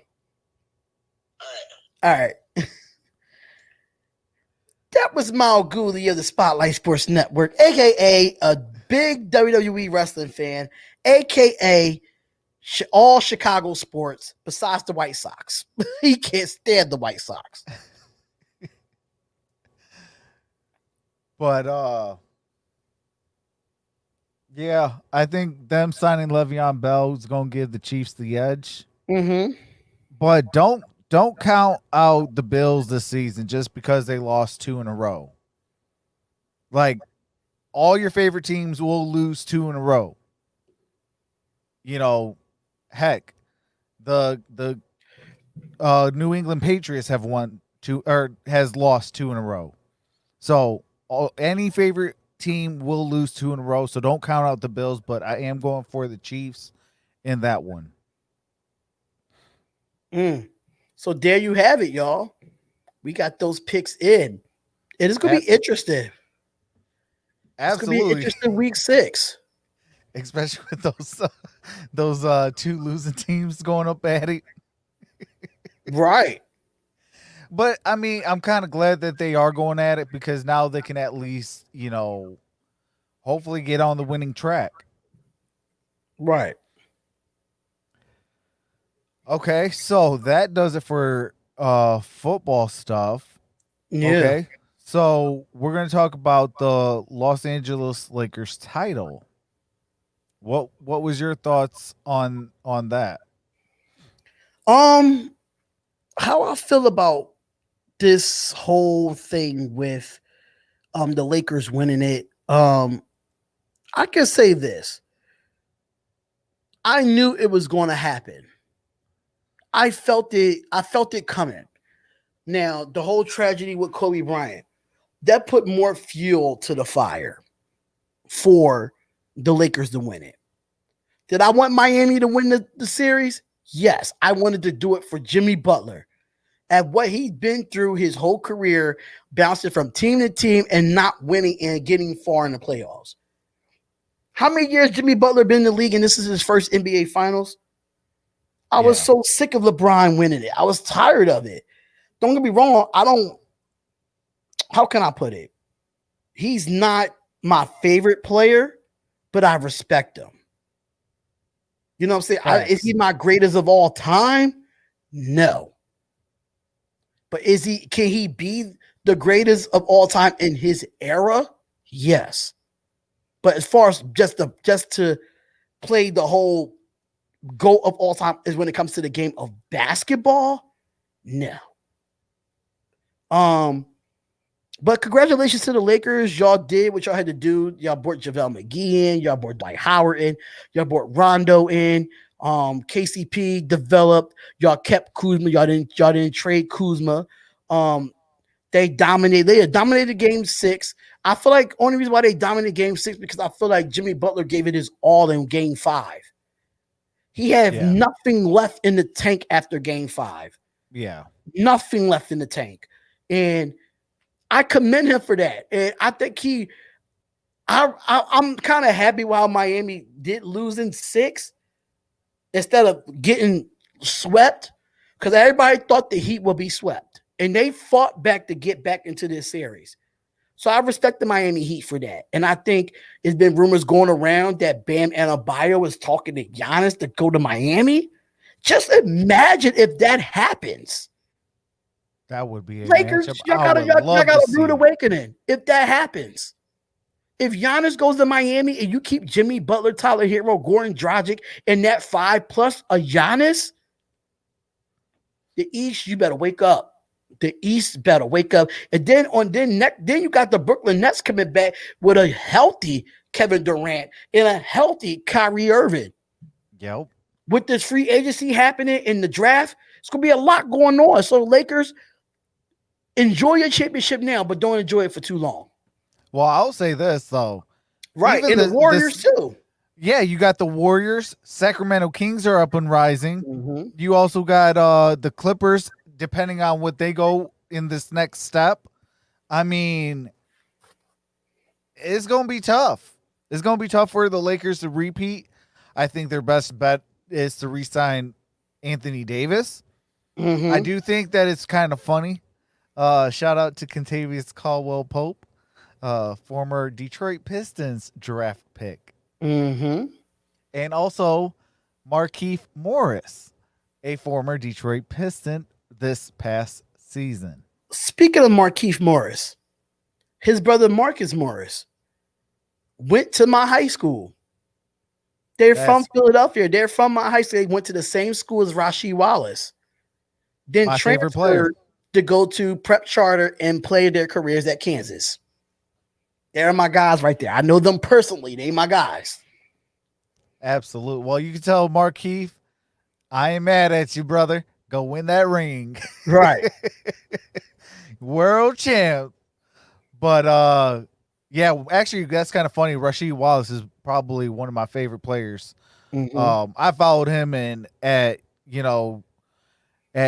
I followed him at the Portland Trailblazers. I followed him every step of his career, just like you with the bus. That's the same way with me and Rasheed. Rasheed, yep. And when he came to the Pistons, oh, that was just everything lovely. Yeah, it was just like a Christmas again. Yes, That was your biggest gift. yes. He spent one day in Atlanta. Played in one game with them. The very next day, he was shipped out to Detroit. Yeah. I was just like, that's it. And as soon as I seen that trade, I was just like, it's over. The Pistons will be your champs. And they're like, well, what about the Lakers? They got Kobe, Shaq, the glove, the mailman. They got it all. I said, the Pistons going to be your champs. Yep. I mean, I didn't think it was going to be no 5 games. I thought I think it was going to icing on the cake to bring Rasheed Wallace in. Yeah. Because he reminds you of that Rasheed Wallace. Like, if you look at his gameplay when he was with the Detroit Pistons, it reminds you of like, he scored, but he was a defensive guy. Dennis Rodman. That's what it all reminds you of. Dennis Rodman was shooting. Yup. Dennis Rodman was shooting. And don't give Rasheed a technical foul. And he throws his headband. Yup. It's a wrap. When he does that, he's unguardable. Nobody in the NBA would be able to guard him. And he showed it. My bad, Slav Medvedenko. He totally abused you. He said, oh, you want to come in with that stuff? I'm going to show you. He backed him down. Pull over. You can't guard me. Did the same thing again. You can't guard me. Went out to 3. You can't guard me. that dude was just a man amongst boys, man. That's one person I do miss in the NBA. But with the Lakers, though, this championship was bigger than just a championship. Like, I would have loved to see the Miami Heat win the championship. Obviously, with the whole Pistons Lakers rivalry. Right. But when Kobe Bryant passed, I was like, some team in Los Angeles are going to be your champs. Yeah. I was going for the Clippers. I'm not going to lie. I was going for the Clippers. But, I mean, it kind of made sense. And I thought in Game 5, that's when they were going to close it out. I didn't think that they were going to lose 2 games. I thought it was going to be a 5-game series because Kobe Bryant had 5 rings. Yep. And I thought that they were going to get their championship ring in Game 5. I think it would have been poetic as well. That would have been crazy if they did that. Yeah. Yeah, but I mean, like you said, Jimmy Butler just poured it all out. With a performance like that, you got to give it to him. And you see, like, after he got off the podium for an interview, you see the way he was walking. Yeah. Like, he left everything on the floor. I don't even think I saw him get out the game, like, for at least a second, and then went right back in. Yep. Craziness, man. Craziness. And if he could get 5 guys that have that same type of mindset, watch out. And I think they're just one player away from just Giannis. If they get Giannis, it's going to be a wrap. And then you're going to have the Nets and the Heat. But I feel like Tyler Hero is going to be a star in this league. Oh, yeah. He's Him, going to Duncan be a Robinson. star. Now, Duncan Robinson, if he could have a more of a, how can I say it? We all know that he could shoot the 3 well. If he could find a better all-around game like a Tyler Hero, he will be nasty in this league. Yeah. That is facts. If he could get an all-around game and drop to the basket, do a little bit of floaters, or do something more, I'm telling you, they got a young team over there, man. I wasn't even expecting the Miami Heat to be in the finals. I wasn't even expecting that. Yeah, yeah. Well, I mean, who did they really have? Like, they overperformed the entire year. Mm-hmm. I mean, outside of Jimmy Butler and Bam Adebayo, like, who else was really out there for them? Goran Dragic. Really?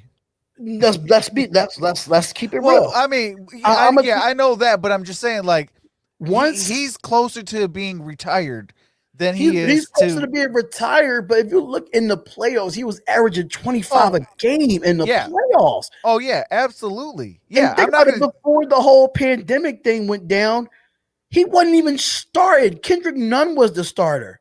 Yep. And Kendrick Nunn had a hell of a season until Kendrick Nunn had that whole, he had the Rona.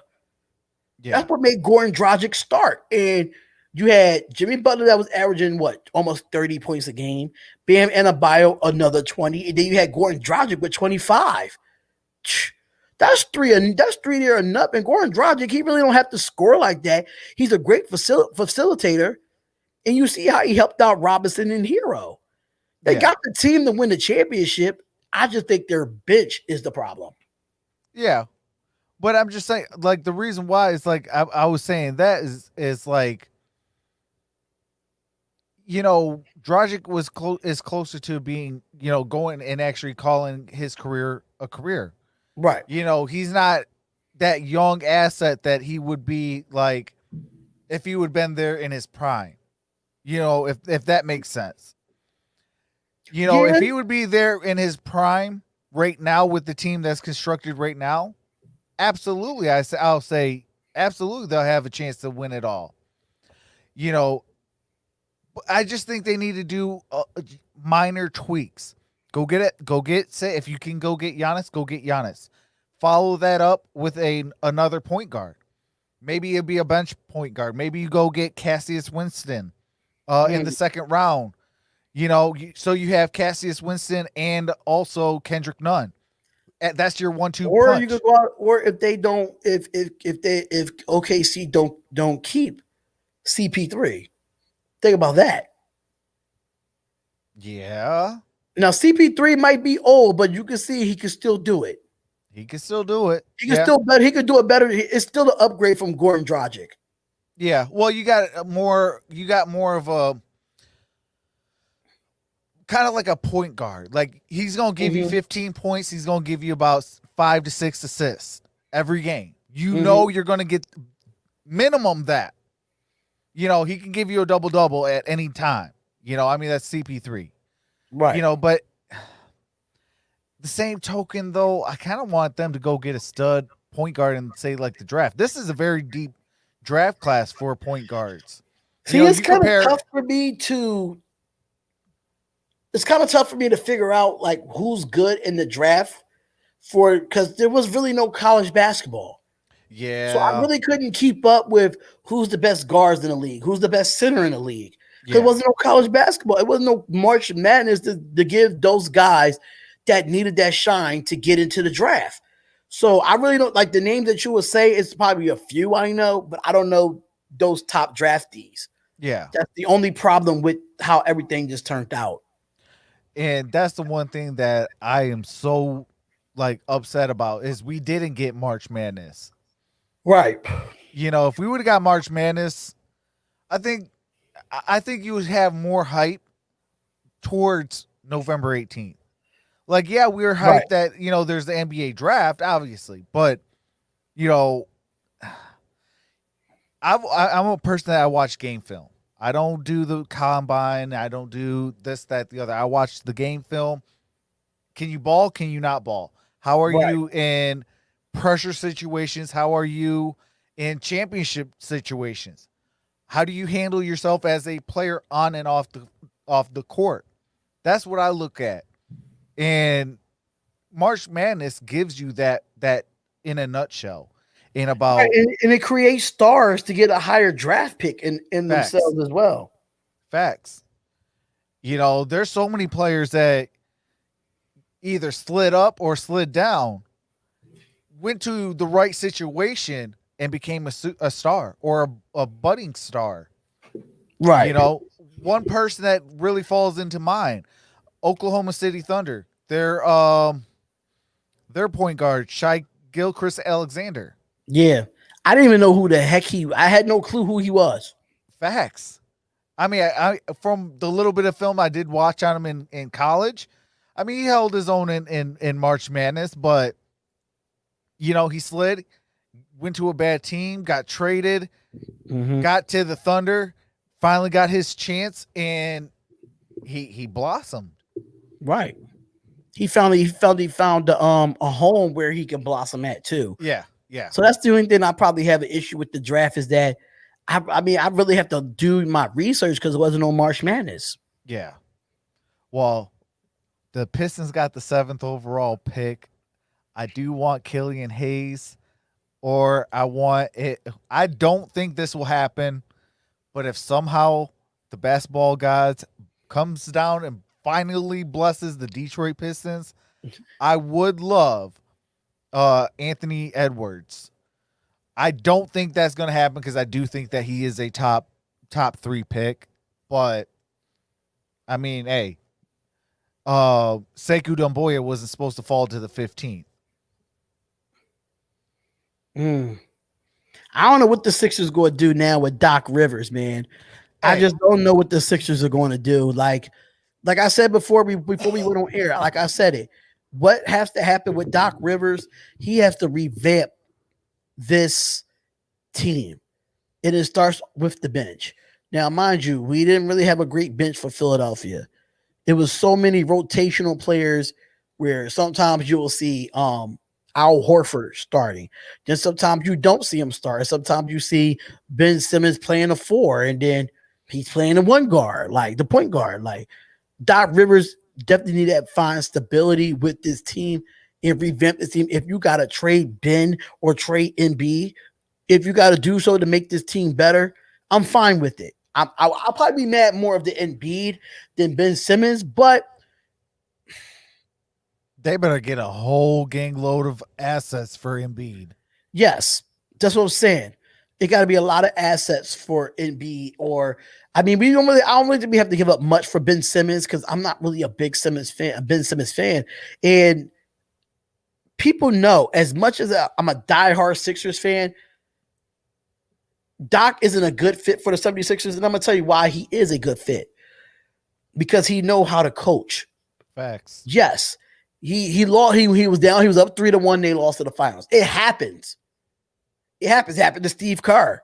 Like it happened to Steve Kerr. And the Cleveland Cavaliers did it. So we just can't, say With Doc Ty Rivers. Lue. Ty Lue. Like, you know what I'm saying? Like, you can't say, because of the 3-1-6, he had Kawhi and Paul George. He had Lou Williams and all these guys.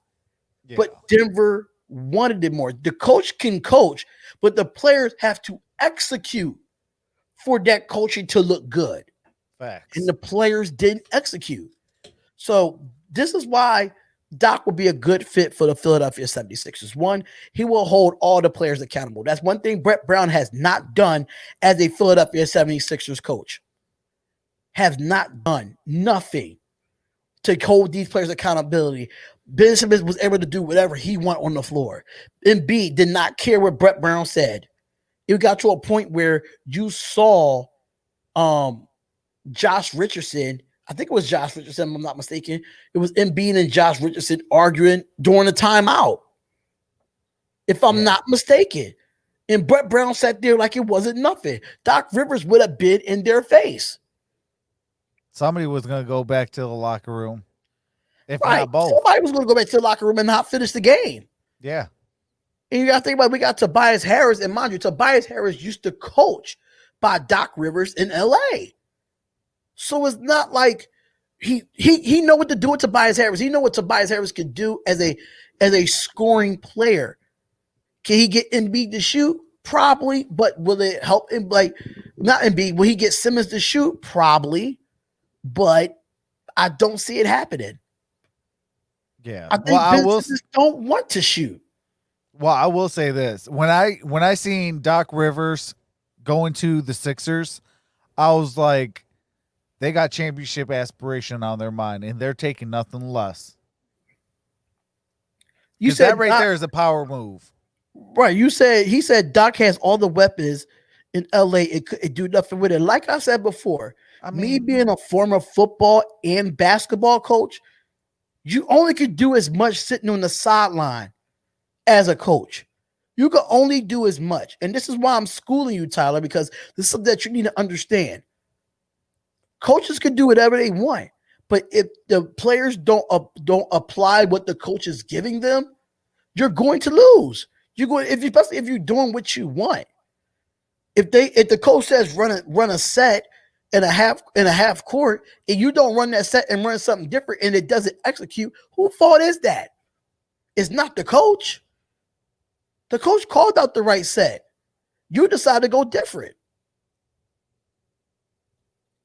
And that's the difference in the NBA. Just because you have a coach, these star players is going to do what they want.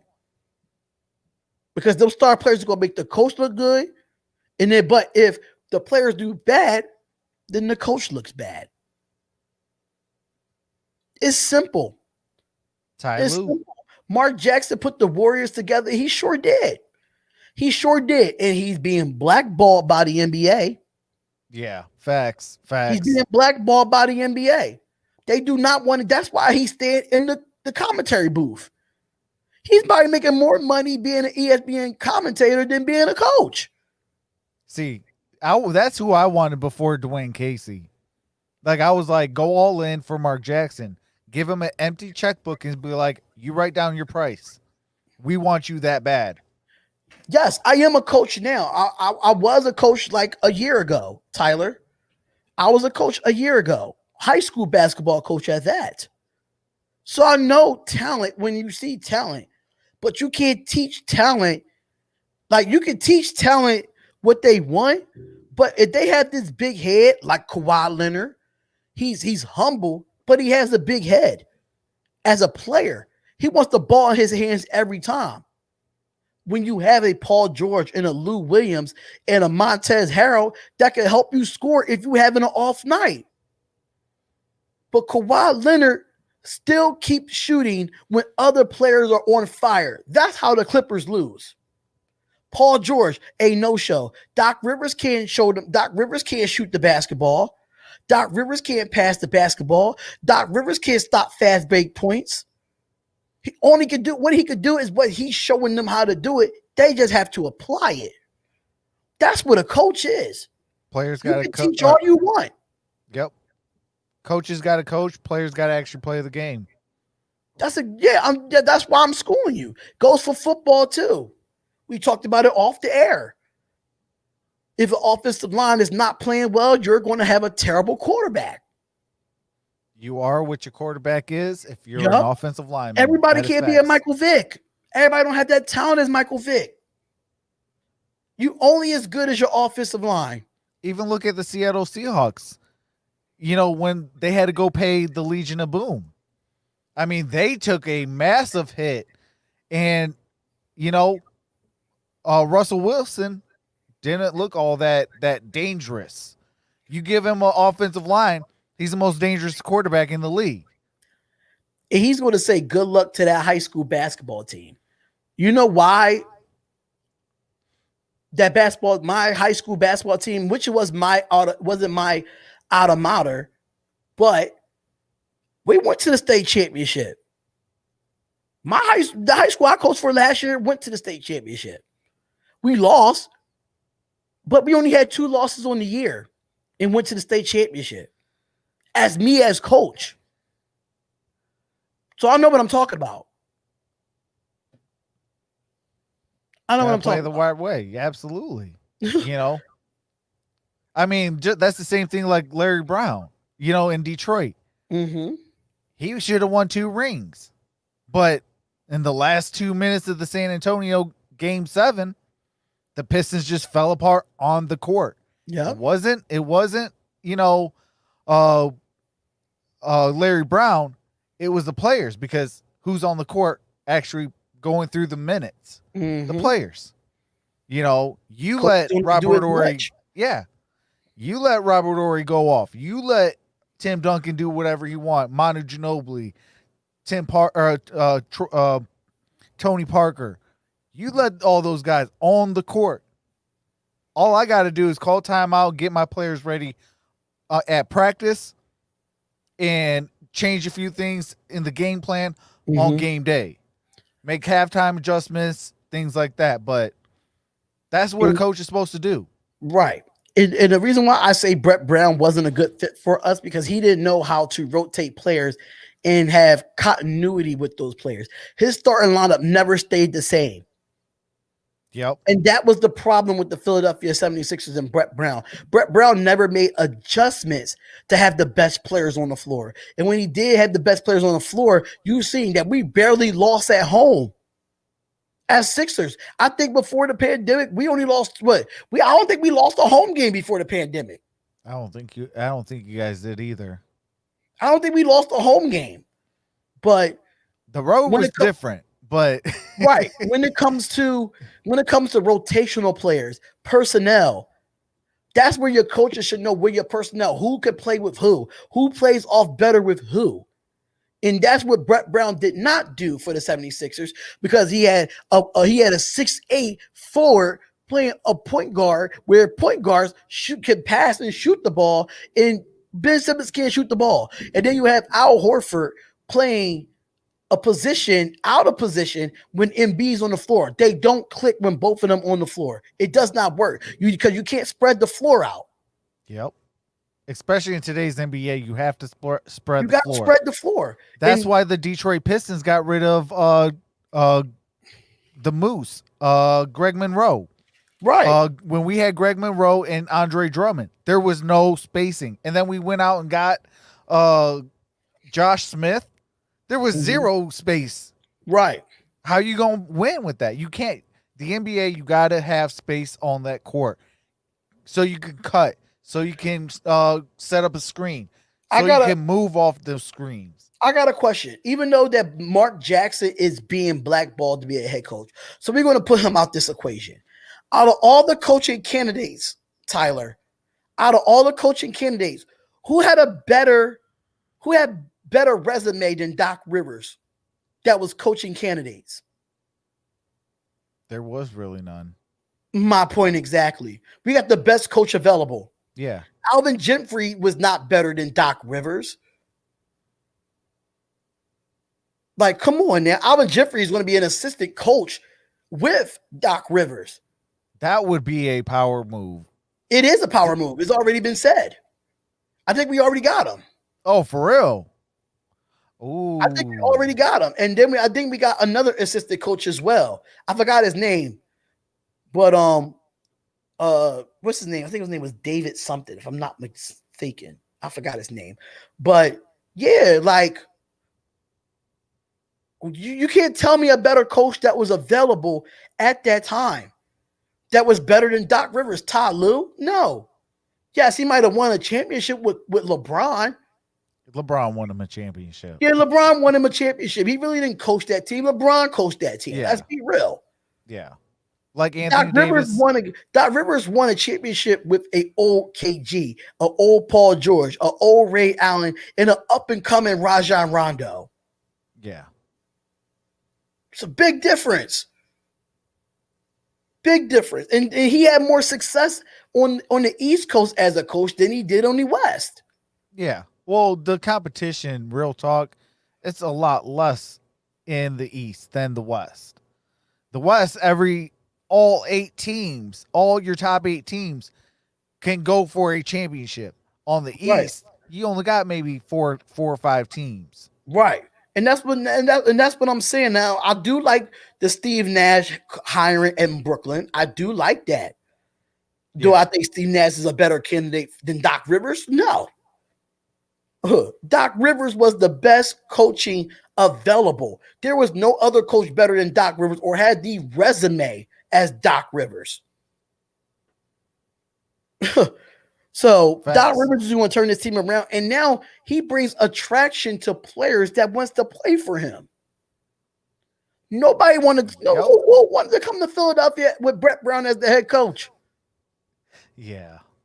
If I was an NBA player, I would have been like, I'd rather be a free agent for the rest of the year before I sign with the 76ers. Yeah. And with Brett Brown as coach. And please don't say Mike D'Antoni, because Mike D'Antoni was no better either. I cannot stand Mike D'Antoni. Now that is going to trigger me to go on a rant video because Mike D'Antoni terrible messed up that mid 2000s Phoenix Suns with his 7-second basketball and 0 defense.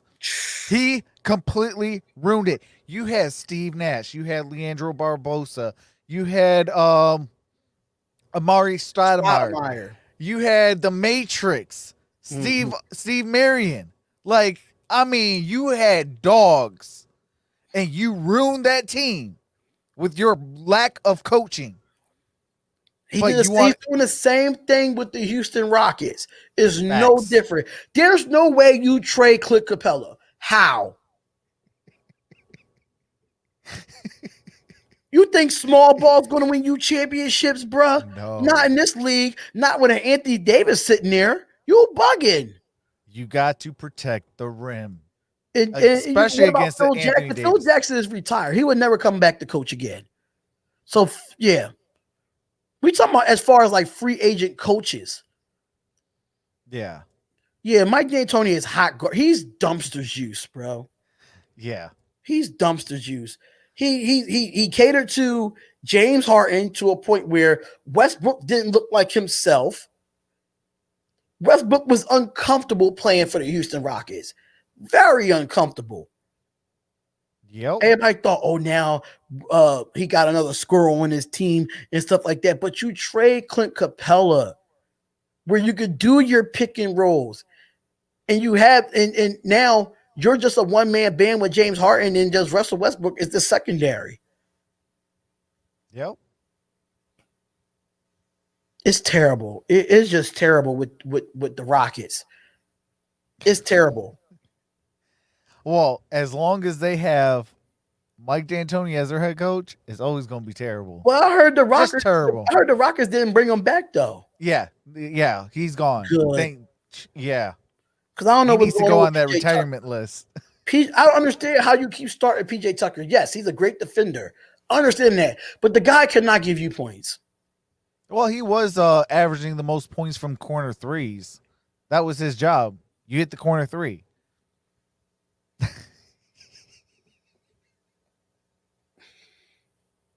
I'm not going to respond to that because most of those corner threes he barely made. You know who he remind me of when this person was in Philadelphia, which is a Houston Rocket now? Robert Covington. Yeah. Robert Covington is a brick city for the 3-point line. Yeah, he might be shooting well now for the Rockets, but I still think his career percentage is brick city. Hey. Dude, you've got one job. Make the basket. You got one job. Shout out to Miss Johnson for the audio. Right. You got one job. You pick up all these defensive players, and none of these players can't shoot but James Harden. And then you got a Westbrook, what I'll call him Westbrook now. Because he's the most uncontrolled point guard I ever seen in my life. He's he's never under control. He goes from 0 to 100 and miss a whole layup in a heartbeat. That boy, I tell you, man, that guy. Yeah. Houston Rockets are just. Let me run to the restroom on that one. All right, I got you covered. I'll be right back on that one. What's going on, Miss Johnson? What's going on, Tyler? I know I've seen all you guys in the building. My apologies. What's going on? Appreciate you guys all rocking with us. Oh, man. But I mean, I definitely think that the Sixers got their head coach. You know, that was the one thing that they were lacking. They were lacking that head coach. Who's going to be that guy, you know, when the players get tired, that's going to get into themselves and pull them out of the funk. And Doc Rivers is known for that. Doc Rivers is going to bring them to where, you know, they're going to be at least, oh, we got to actually play a real team now. You know, when you had Brett Brown, it was, you know, what team am I going to get? What team am I going to play against? And I think, Derrn, I think you can agree on that one. Like with Brett Brown, you didn't know what team you were going to get. So teams were like, okay, am I going to be afraid of them today, or am I going to be able to walk all over the Sixers? Like with Doc Rivers, that move right there, it makes you fear them every single game because you don't know the game plan. You know, because Doc Rivers, even if you know the game plan, he's going to make the proper adjustments. That's true. Just didn't know. Honestly, I didn't. It was to a point where I didn't even know who was the starting lineups. Yeah. Going into the Sixers games. Like one day I'll see, Al Horford is going to be starting today with Joel Embiid, and then you'll have Tobias Harris, Ben Simmons, Josh Richardson, Joel Embiid, and another player we just Court Maz that comes off the bench, have him play. Like what? Court Maz, a starter? What? Yeah. No. Brett Brown, what are you doing? Oh, please don't remind me of Stan Van Dummy. Yes, Josiah, I did wash my hands, and I do have sanitizer. Yes, I did wash my hands. Damian, why you got to bring up Stan Van Dummy? I can't stand that man. You know what, though? You could definitely make a soundbite for this. He's better than Brett Brown. He is better than Brett Brown. Hey, not as a GM. Not as a GM, but as a coach. Okay, coach, yes. I can understand that one. Yes, yeah. As a coach, Stan Van Gundy is way better than Brett Brown. Everybody thought Brett Brown was going to be a good coach because he was a protege of Greg Popovich. Wrong. How many successful coaches came from Greg, though? I know he has a better win percentage on coaching tree than Bill Belichick, but I mean, a lot of it's not a lot of players, it's not a lot of coaches that actually came from the coaching tree with Popovich. It's a few, but it's not many. Yeah. Well, But I know Budenholzer from Milwaukee is. Yeah. And that's the only successful one that we've seen. Yeah. I mean, not really too successful, if you get what I'm saying. He was the number one seed the past 2 years, and just for him to keep losing and not make it to at least the Eastern Conference Finals, that is an issue. Well, I mean, but we in Milwaukee. It's Milwaukee we talking about. hashtag Detroit basketball. Even though that we haven't been Detroit basketball since 2008. Right. It's about time we start getting back. One thing I can say good about Brett Brown, because I don't want to say bad. He did say trust the process. Because there was times when the Sixers could not do nothing. Like I don't think we would have the draft picks that we had if we didn't tank with Brett Brown. Yeah. I mean, I'm kind of mad that we didn't give Markelle Fultz a chance because he's playing well in Orlando. See, I think you guys, instead of getting rid of Fultz, I think you should have kept Fultz and got rid of Ben. Gave Ben over to Orlando. I think that would have been a better fit. Remember Jahlil Okafor that we didn't give a chance either? Yeah. We didn't give that guy a chance neither. And I think Jahlil Okafor would have been good with us, honestly. Yeah. I think he's more like, for me, I love Embiid, but he can't stay healthy. It always looked like when he plays, he looked like he's hurt, like he's stiff. But Jahlil Okafor was more elusive and fluent as a player than Embiid was. Just Embiid puts up 20-something points, rebounds, and he hustles and stuff like that. But when it comes to athleticism, Jahlil Okafor had more athleticism. Yeah. Tanking is good if you're a Lions fan. Jesus Christ. Hey, that is facts, I guess.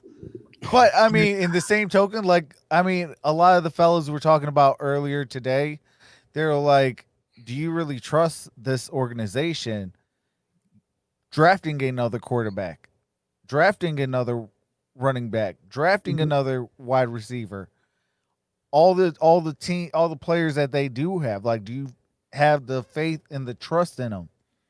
I mean, we are the Detroit Lions. We've been rebuilding since 1957. The Ford Motor Company still owns us. Do you have faith in all that to restart? So I get like both sides of the spectrums of, your positive Lion fans, your negative Lion fans, and the wait and see approach Lion fans. Because for me, I mean, look, well, just a conversation I had with my guys last night. Just how long it took for us to get a Derek Carr type of quarterback. Can we really want to go through all the quarterbacks the Raiders been through in the last 20 years? My God, there's so many Raiders quarterbacks, from a Jamarcus Russell to a Rich Gannon to to Terrell Pryor. Do I need to keep going? I remember Terrell Pryor. You know what I'm saying? Like, guys, we went from who else? We had Tyrone Wheatley like as a running back, but quarterbacks. I can't even go down the list of names of quarterbacks. I can't even. We had Aaron Brooks at one time. Aaron freaking Brooks, Matt McGloin. Like, do I need to keep going? Do I really need to keep going? I know y'all suffering that quarterback, but the Raiders have suffered, I think, a little bit longer than y'all did. No, we've only had Matthew Stafford is our best quarterback in franchise history. Yeah, but Do I need to keep going? Do I really need to keep going? I In mean, the last, let's go not last 10 years. Let's go let me see. Matter of fact, let's go last 10 years. Matter well, of fact, 10 years, that was all Matthew Stafford for us. if you want to, you see all these quarterbacks? Yeah, let's go through them. Derek Carr, Ken Stabler, Jim Plunkett, legendary. Rich Gannon, Josh McCown, Carson Palmer, Mark Wilson, Jamarcus Russell, Terrell Pryor, Bruce Gradkowski, Aaron Brooks, Jay Stroller, Kerry Collins, Jason Campbell, Dante Culpepper. Yeah. Charlie Fry. Do we need to keep going? Yeah, I mean, that's, man, I still remember Fry. Kyle Bowler. Remember Kyle Bowler? Yep. Yeah. Wade Wilson. Like, I was in my misery, man. Hey, try being a Lions fan and rebuild this since 1957. Like, that's why I got a lot of respect. And Barb's in the building. She's a diehard Cleveland Brown fan. And I got a lot of respect for her because she knows the miseries that both franchises of ours have been through. We've never, I mean, from 1940 to 1960s, we owned the NFL. Multiple championships, things like that. And then as soon as the Super Bowl became a thing, it's like, Dad, what's the Super Bowl? I don't know. We're Lions fans. We are Cleveland Brown fans. That's why I have Mini Simba sitting right next to me all the time, because we just have some fun. But I mean, yeah, you did go Pack Go. You switched the conversation from basketball to football. You sure did. But make sure y'all go over and subscribe to the Spotlight Sports Network as well. The link is in the chat, y'all.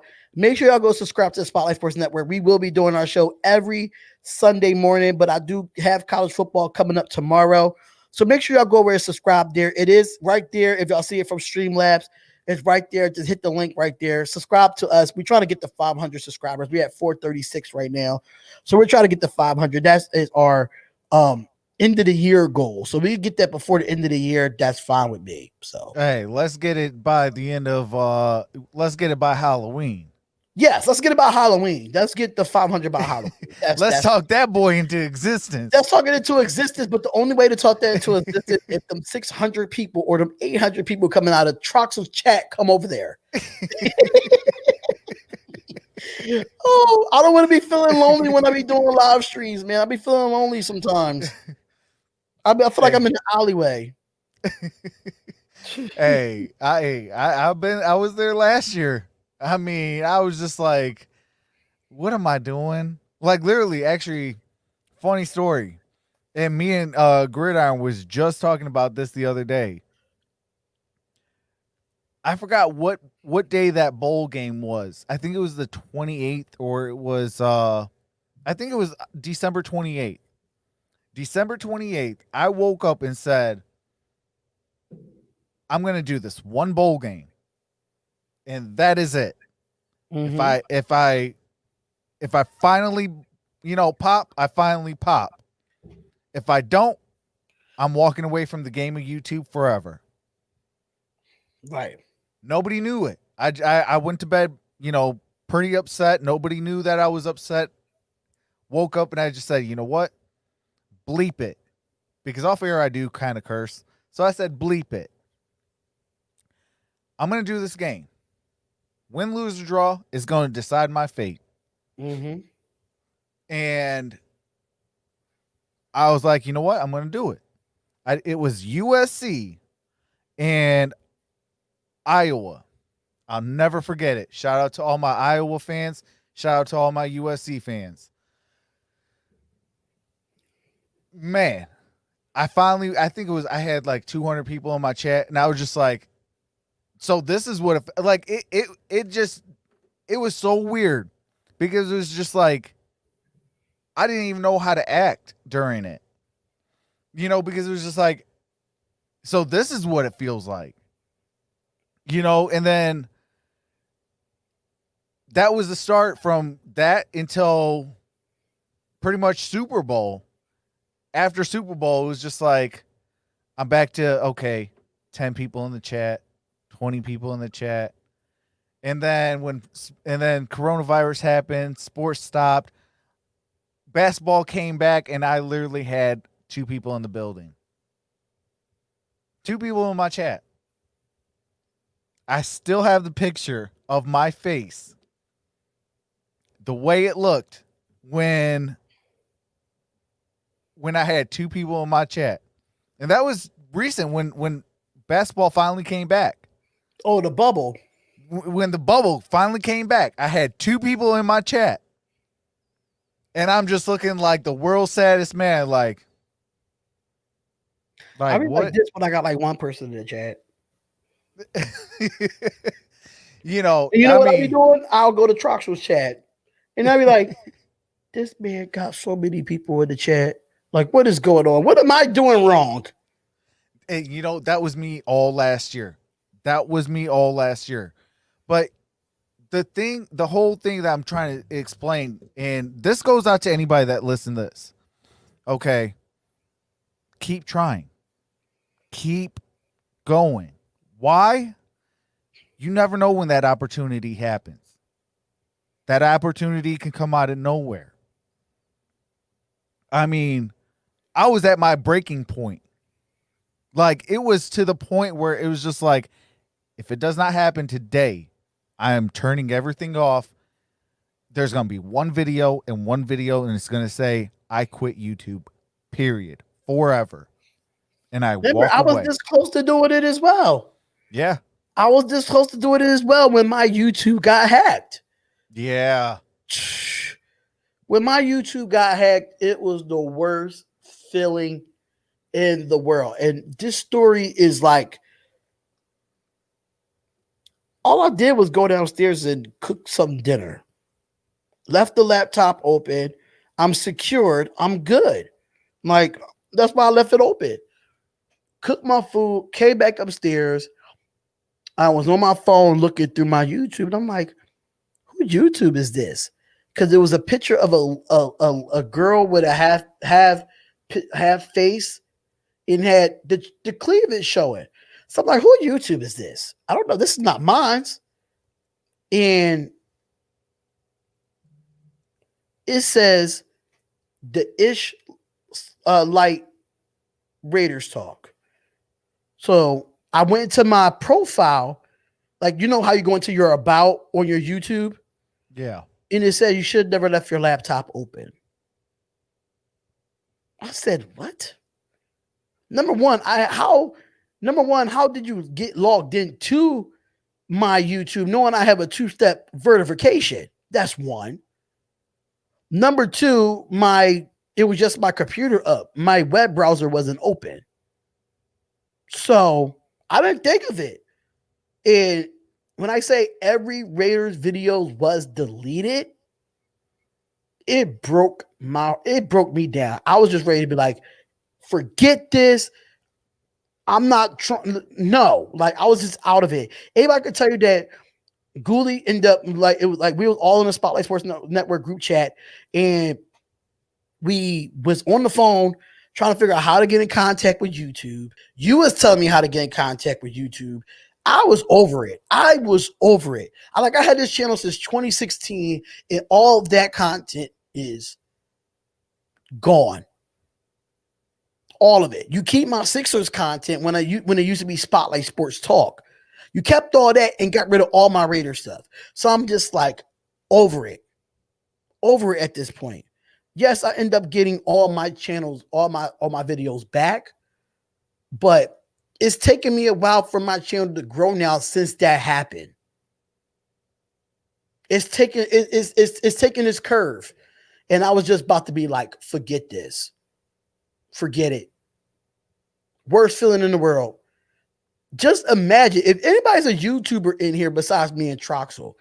Just imagine you coming upstairs from just cooking dinner to see all the content from 2016 gone.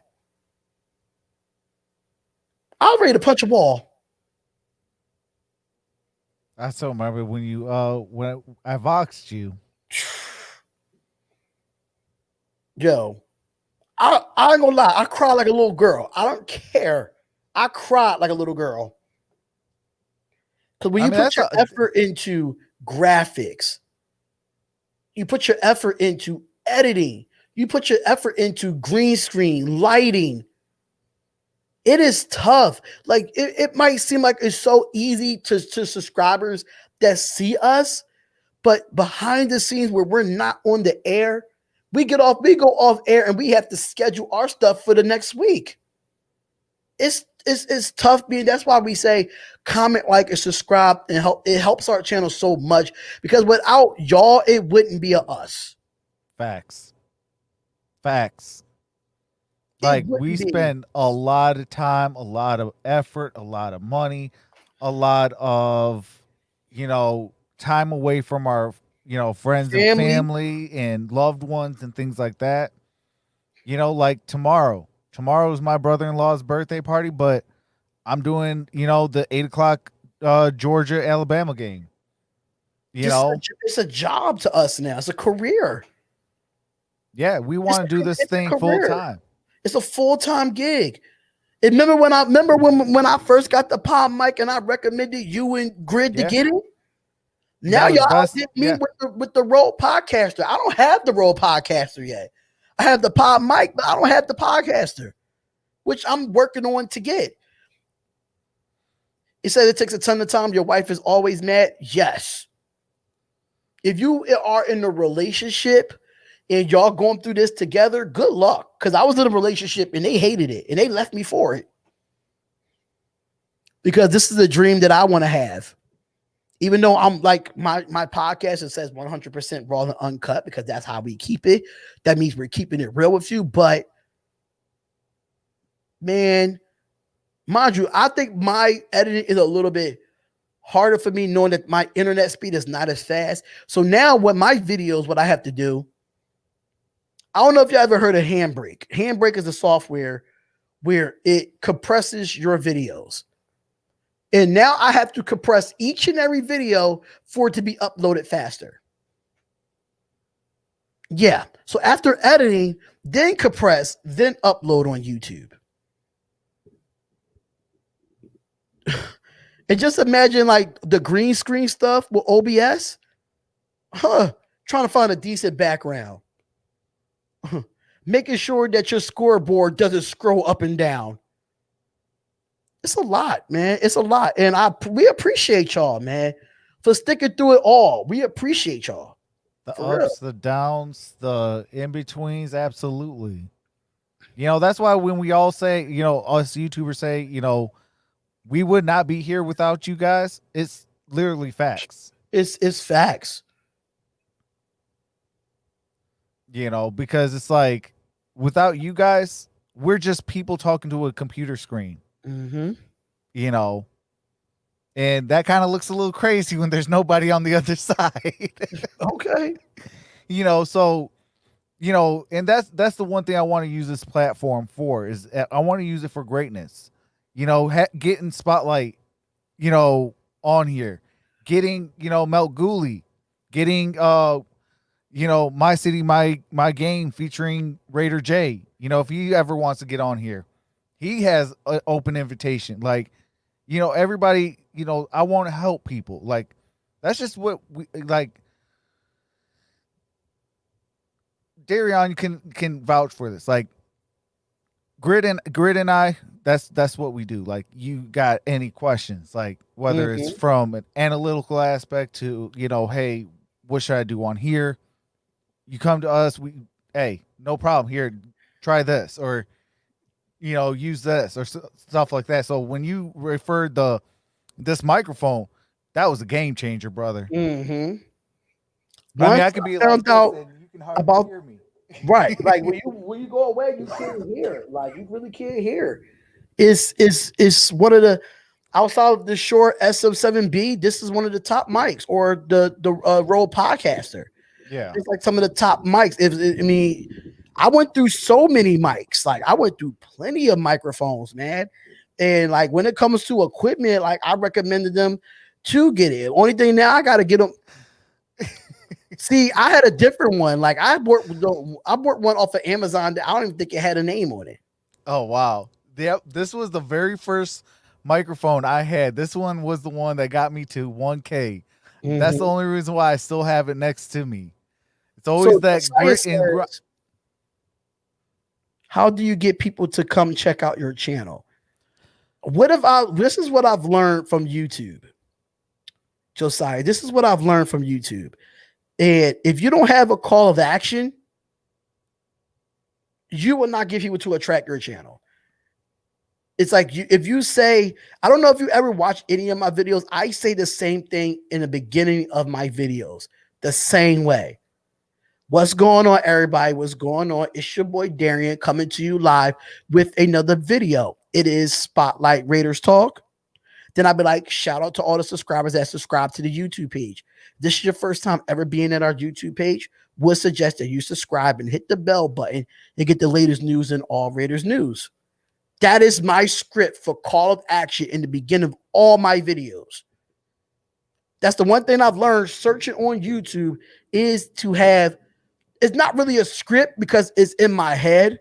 I said it so many times. It's like a muscle memory. And then like at the end of the video, let me know what you think about this video. Let me know what you think. Comment, like, and subscribe to the channel. It's the Spotlight Raiders Talk, and I will see y'all in the next video. That's what I've learned. Even if I'm doing a live stream, I will say the same thing. It's all about call to action. It's not about how your tags is, how you rank. If you see the consistency in each video and you're saying the same thing in each video, people are going to subscribe. yeah. You know, you also got to make sure that you're bringing something in that, you know, like that attracts the people. Like if like for you do Raiders talk. So Raider people are going to come to you. You know, that's, you know, so you got to have that. And like he was saying, you know, what he was saying is everything's facts.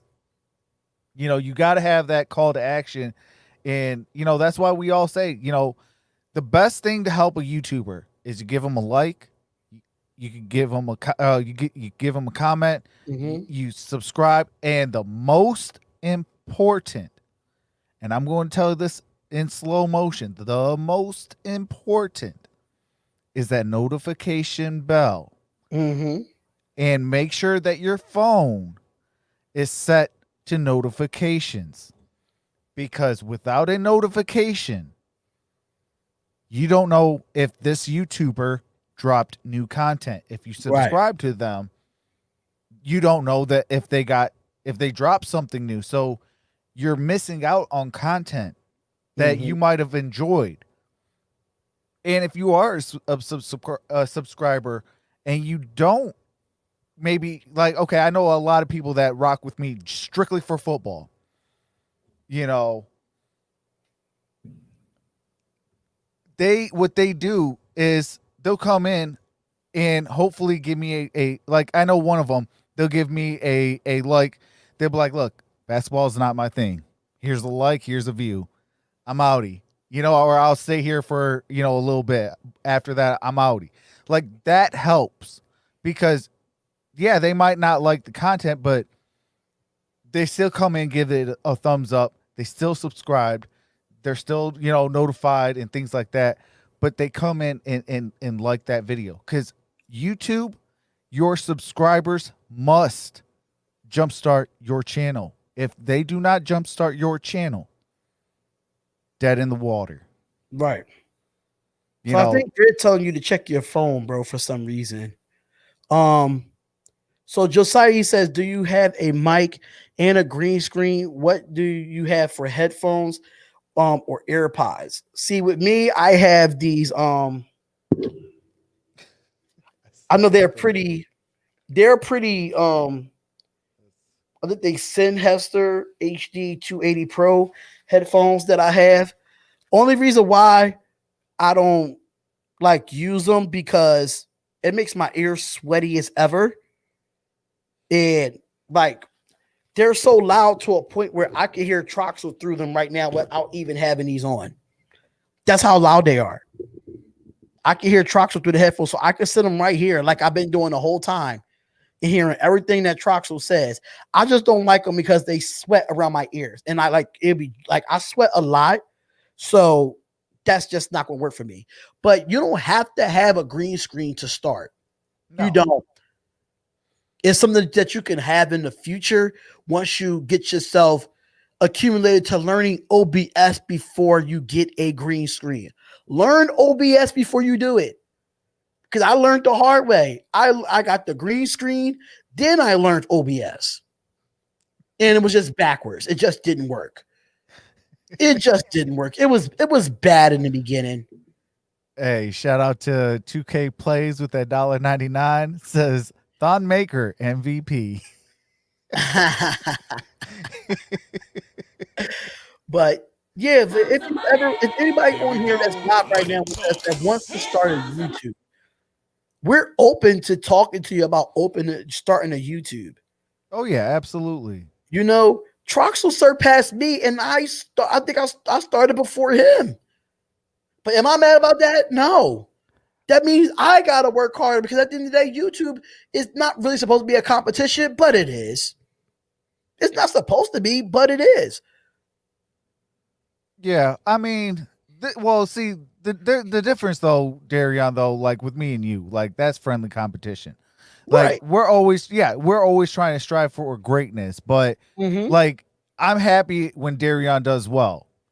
You know, Derrion's happy when I do well. Like it's just we have that bond. Like that's like I said, like Derrion's my brother. Like he's cool as all can be. We talk all the time, just as well. Like me and the Gridiron Blitz, we're brothers as well. Like we talk all the time. You know, so it's like, you know, we always bounce ideas and things like that. And if he ever has any questions, he knows, hey, Trox, how do I do this? Hey, do it like this. I got you, you know, and things like that. Right. Like, and the thing about it, like with Raider J, like when he came on, you know, he didn't have a green screen. And then when I saw his first video of breaking down Gardner's 4-3 defense, I'm like, oh, he got a green screen. But you know, if you want to have a green screen, make sure you get the lights. Sometimes you want to, like, my lights were, I'm not even lie to you, my lights was off eBay for $50. I got 2 lights for $50. So my LED lights, they last. I had them for 2 years now, and they still working fine. So you can still get stuff on the budget, but don't get everything on a budget. Yeah. You're gonna have to spend some money when you got it. Yeah, That's just what it is about YouTube. If you want to be top notch in this game, you're gonna have to do top notch stuff. This power mic cost me some money. The Roll Podcaster, that probably cost Trox and Grid some money. You know, so I'm at a point where like I just invested in a DSLR camera. I'm about to switch from a webcam to a DSLR. hey, that's a game changer. That is a game changer.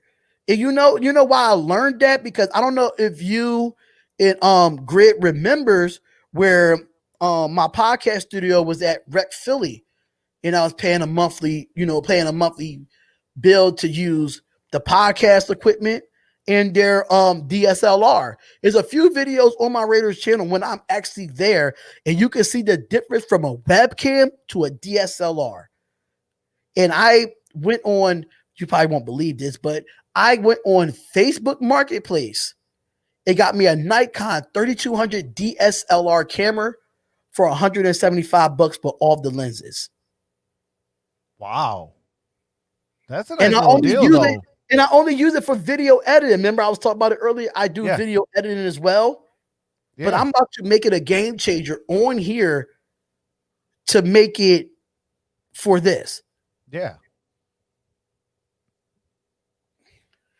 But you know, I'll do it. It's just gonna be a little bit tough because now people need to know this about DSLR cameras, is that your audio in your camera audio, that's where you're going to have to sync it. That's where the audio sync is going to have to work. And if y'all look at, if I'm going to send you a video, Trox, you would never know that I put my audio from my audio microphone from the podcast studio and using my camera. You would never think that I had to sync those together. You would probably think that was clearly off of my DSLR camera.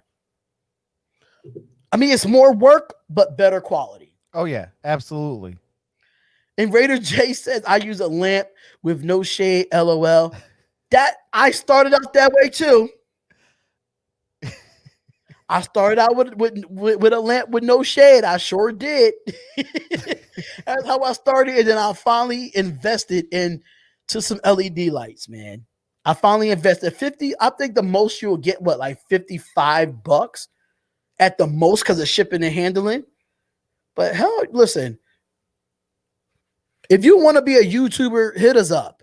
I mean, you could probably hit us like, I don't know if you know Entertainer Talking Sports.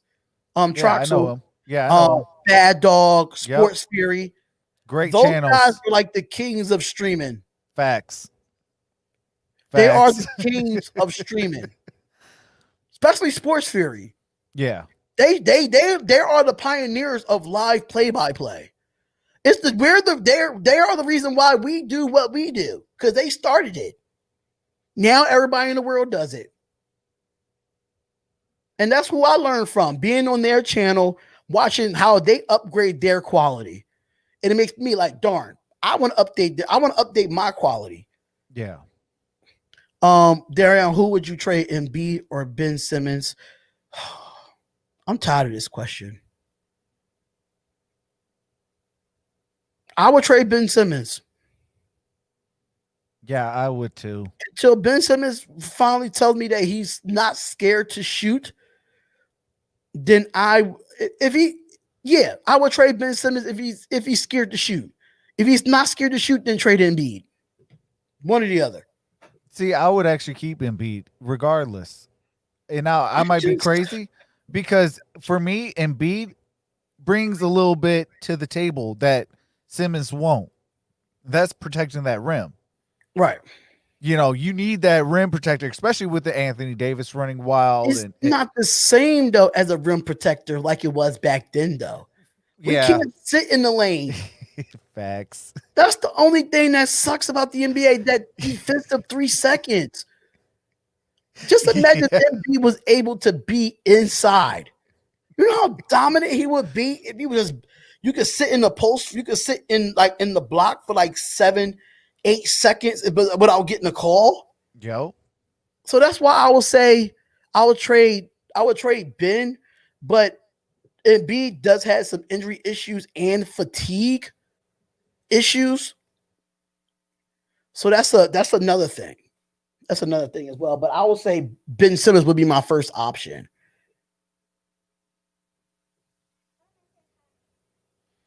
Sorry about that. Little one came home. But the little one came home? Yeah. They were painting pumpkins. See, that's the Halloween spirit, man. Oh yeah. Halloween spirit. Oh, just to let anyone know, if you have an Xbox and you want to play some Madden, hit me up.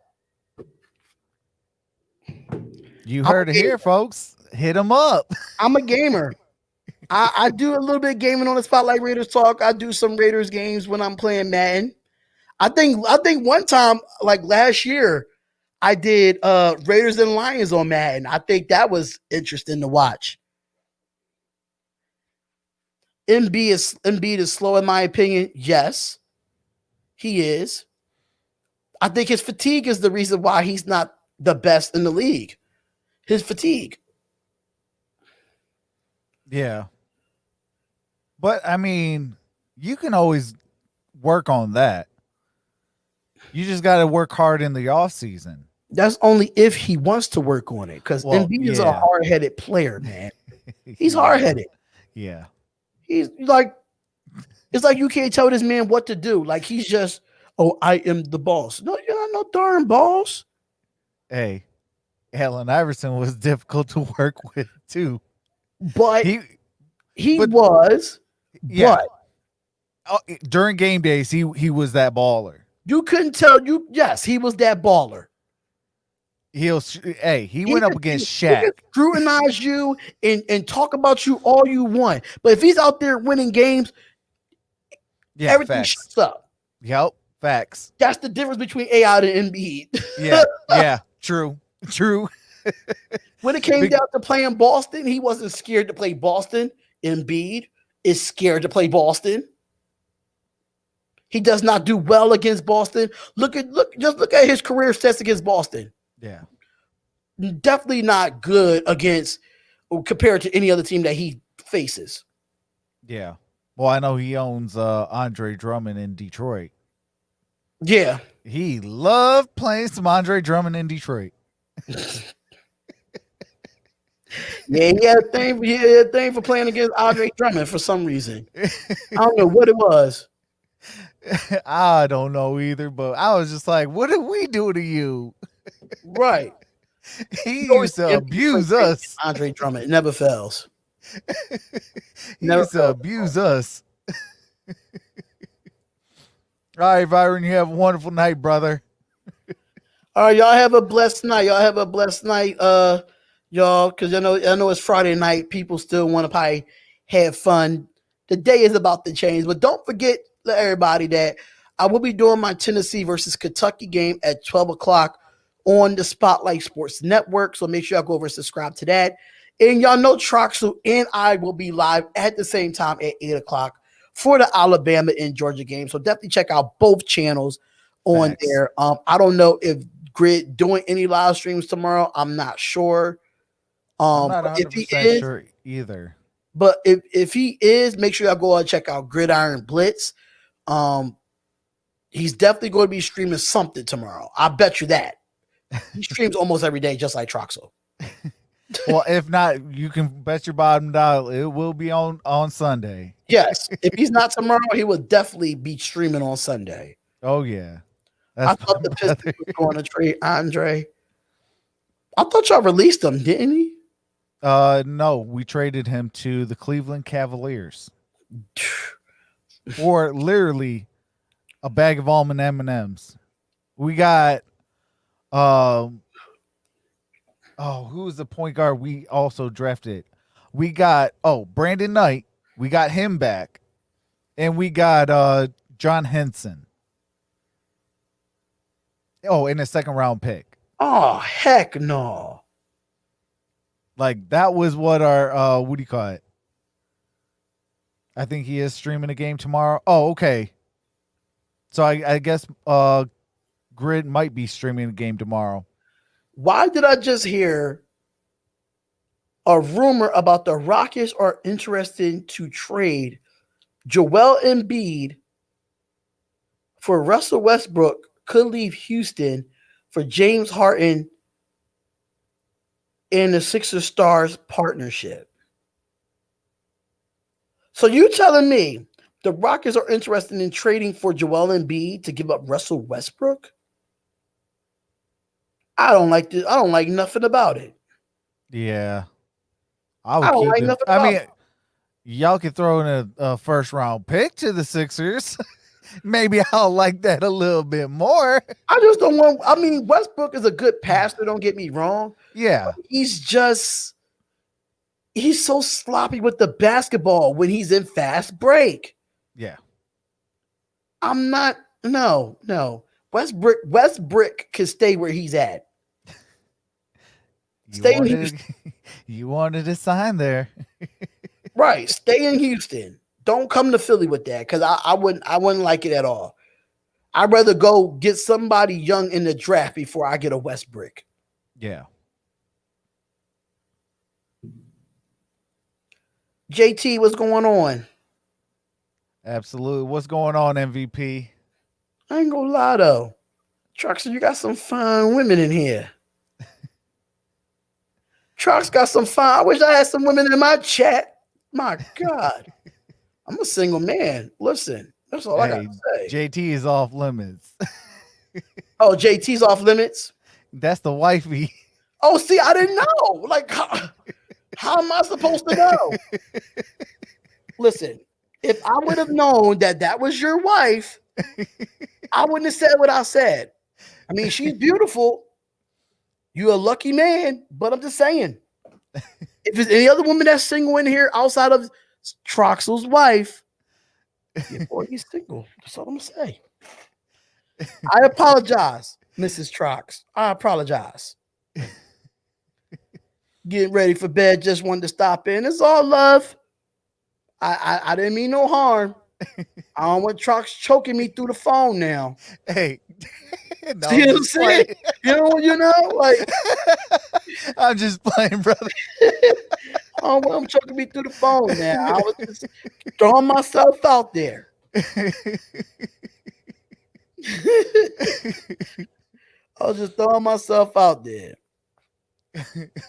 But I do got some pretty women up in here. I can say that much. But it's all love, man. It's all love. Dang, Yeah. see, we've been chit-chatting for about 3 hours on this joint. Yeah, we about to wrap it up. We are out of topics. Yeah, we're definitely out of topics. We talk basketball, we talk football. We talked everything. We talked yeah. everything. And Absolutely. coming from a personal standpoint of what I've been through the last week, this is something that I needed, something Yeah. that I needed. But it's all love, man. It's all love at the end of the day. That's what I needed. Arku said Thunder have the Rockets and the Clippers future picks. It is an exciting time to be a Thunder fan. Yeah, you're right about that. You're right about that. Y'all crazy. Yeah. this is what listen, I know Trox for what, almost a year now, more than a year now. Like, Yeah. It's going, it's all, it's all good. It's all good. Absolutely. Long as I got the all good, I got it's okay from Mrs. Troxel, so that's fine by me. I didn't mean to go that route, but I'm just saying. I just kept seeing beautiful faces hop up in the comments. I'm sorry. No, it's all good. But we have been on for 3 hours. It was supposed to be 2, but we just kept chatting, man. Hey, when you're having fun, time just flies by. It does. It does, man. It really does. But with that being said, do you got any closing words? Just make sure y'all go subscribe to both of the channels, which is Spotlight Raiders Talk, which y'all see pinned in the comments. Make sure y'all go over and subscribe to that, and make sure y'all go subscribe to the Spotlight Sports Network. My Spotlight Sports Network team, they're one of the hardest working teams outside of ISN. ISN is one of the hardest working teams as well. So that's, like I said, ISN and SSN equals family. That's just what it is. Make sure y'all can subscribe to, ISN's YouTube channel as well, which is in the comments. If y'all don't see it, Streamlabs is doing their job the last 3 hours. Make sure you subscribe to all of our channels. It helps our channel grow just doing these collaborations. So Facts. Spotlight Raiders Talk, Spotlight Sports Network, Troxel Sports Talk, ISN, Gridiron Blitz. I can name the whole teams if I wanted to, but I'm not going to waste all that time. The links are in the description in both of our channels. Links are in the description. Facts. And if you are a Raider Nation fan, I do have memberships over there at the Spotlight Raiders Talk. If you're subscribed over there, you do want to become a member. Link is in the description. And I do have the Raider Nation Discord link in the description as well. So that's it for me. All right. Well, I appreciate each and every single one of you guys for coming out. Derrn, appreciate you, brother, for coming on the channel. It's been an honor, man. Been an honor. Hey, it's been so much fun today. Like, I don't want it to end, but I know, we've been right? on for 3 hours. Right. This is like an NFL game. All over again, right? Right. But, man, but I'm glad that we got to talk a lot, especially, on the YouTube side, because I know a lot of people, they don't really realize the time, the effort, and the energy it does take to go through a NBA or NFL schedule. Right. So, Derrn, he works super, super hard over there, So running both channels. Yeah, and his team is working very hard as well. So, that's why I wanted him to get on the channel, show some love to my brother. And there are so many times that we've had long talks about like, what am I doing wrong? How can I try to get even just one person? Let alone say 20 people. Today, hey, you guys rocked out. We were hitting on average about 20 people. That's awesome. I appreciate you guys. Right. Now, when I go over there, I hope to see you guys over at, the Spotlight Sports Network or Spotlight Raiders Talk, because that's what we all here for. We're all here to share the wealth and have fun. There is millions upon billions of people on YouTube. Like, not one person should be popping. Everybody should be popping because, we all put in that hard-earned effort. And that's why I have so big problems when people are showing the game, because it takes away from Spotlight. It takes away from the Sports Fury. It takes away from Bad Dog. It takes away from every single person that puts their blood, sweat, and tears into doing what we do each and every single day. So, man. But with that being said, love you all. Stay safe. And if you want sports to continue to wear your mask and wash your hands, because the coronavirus is still a thing. And have a nice day. And we're out. Peace.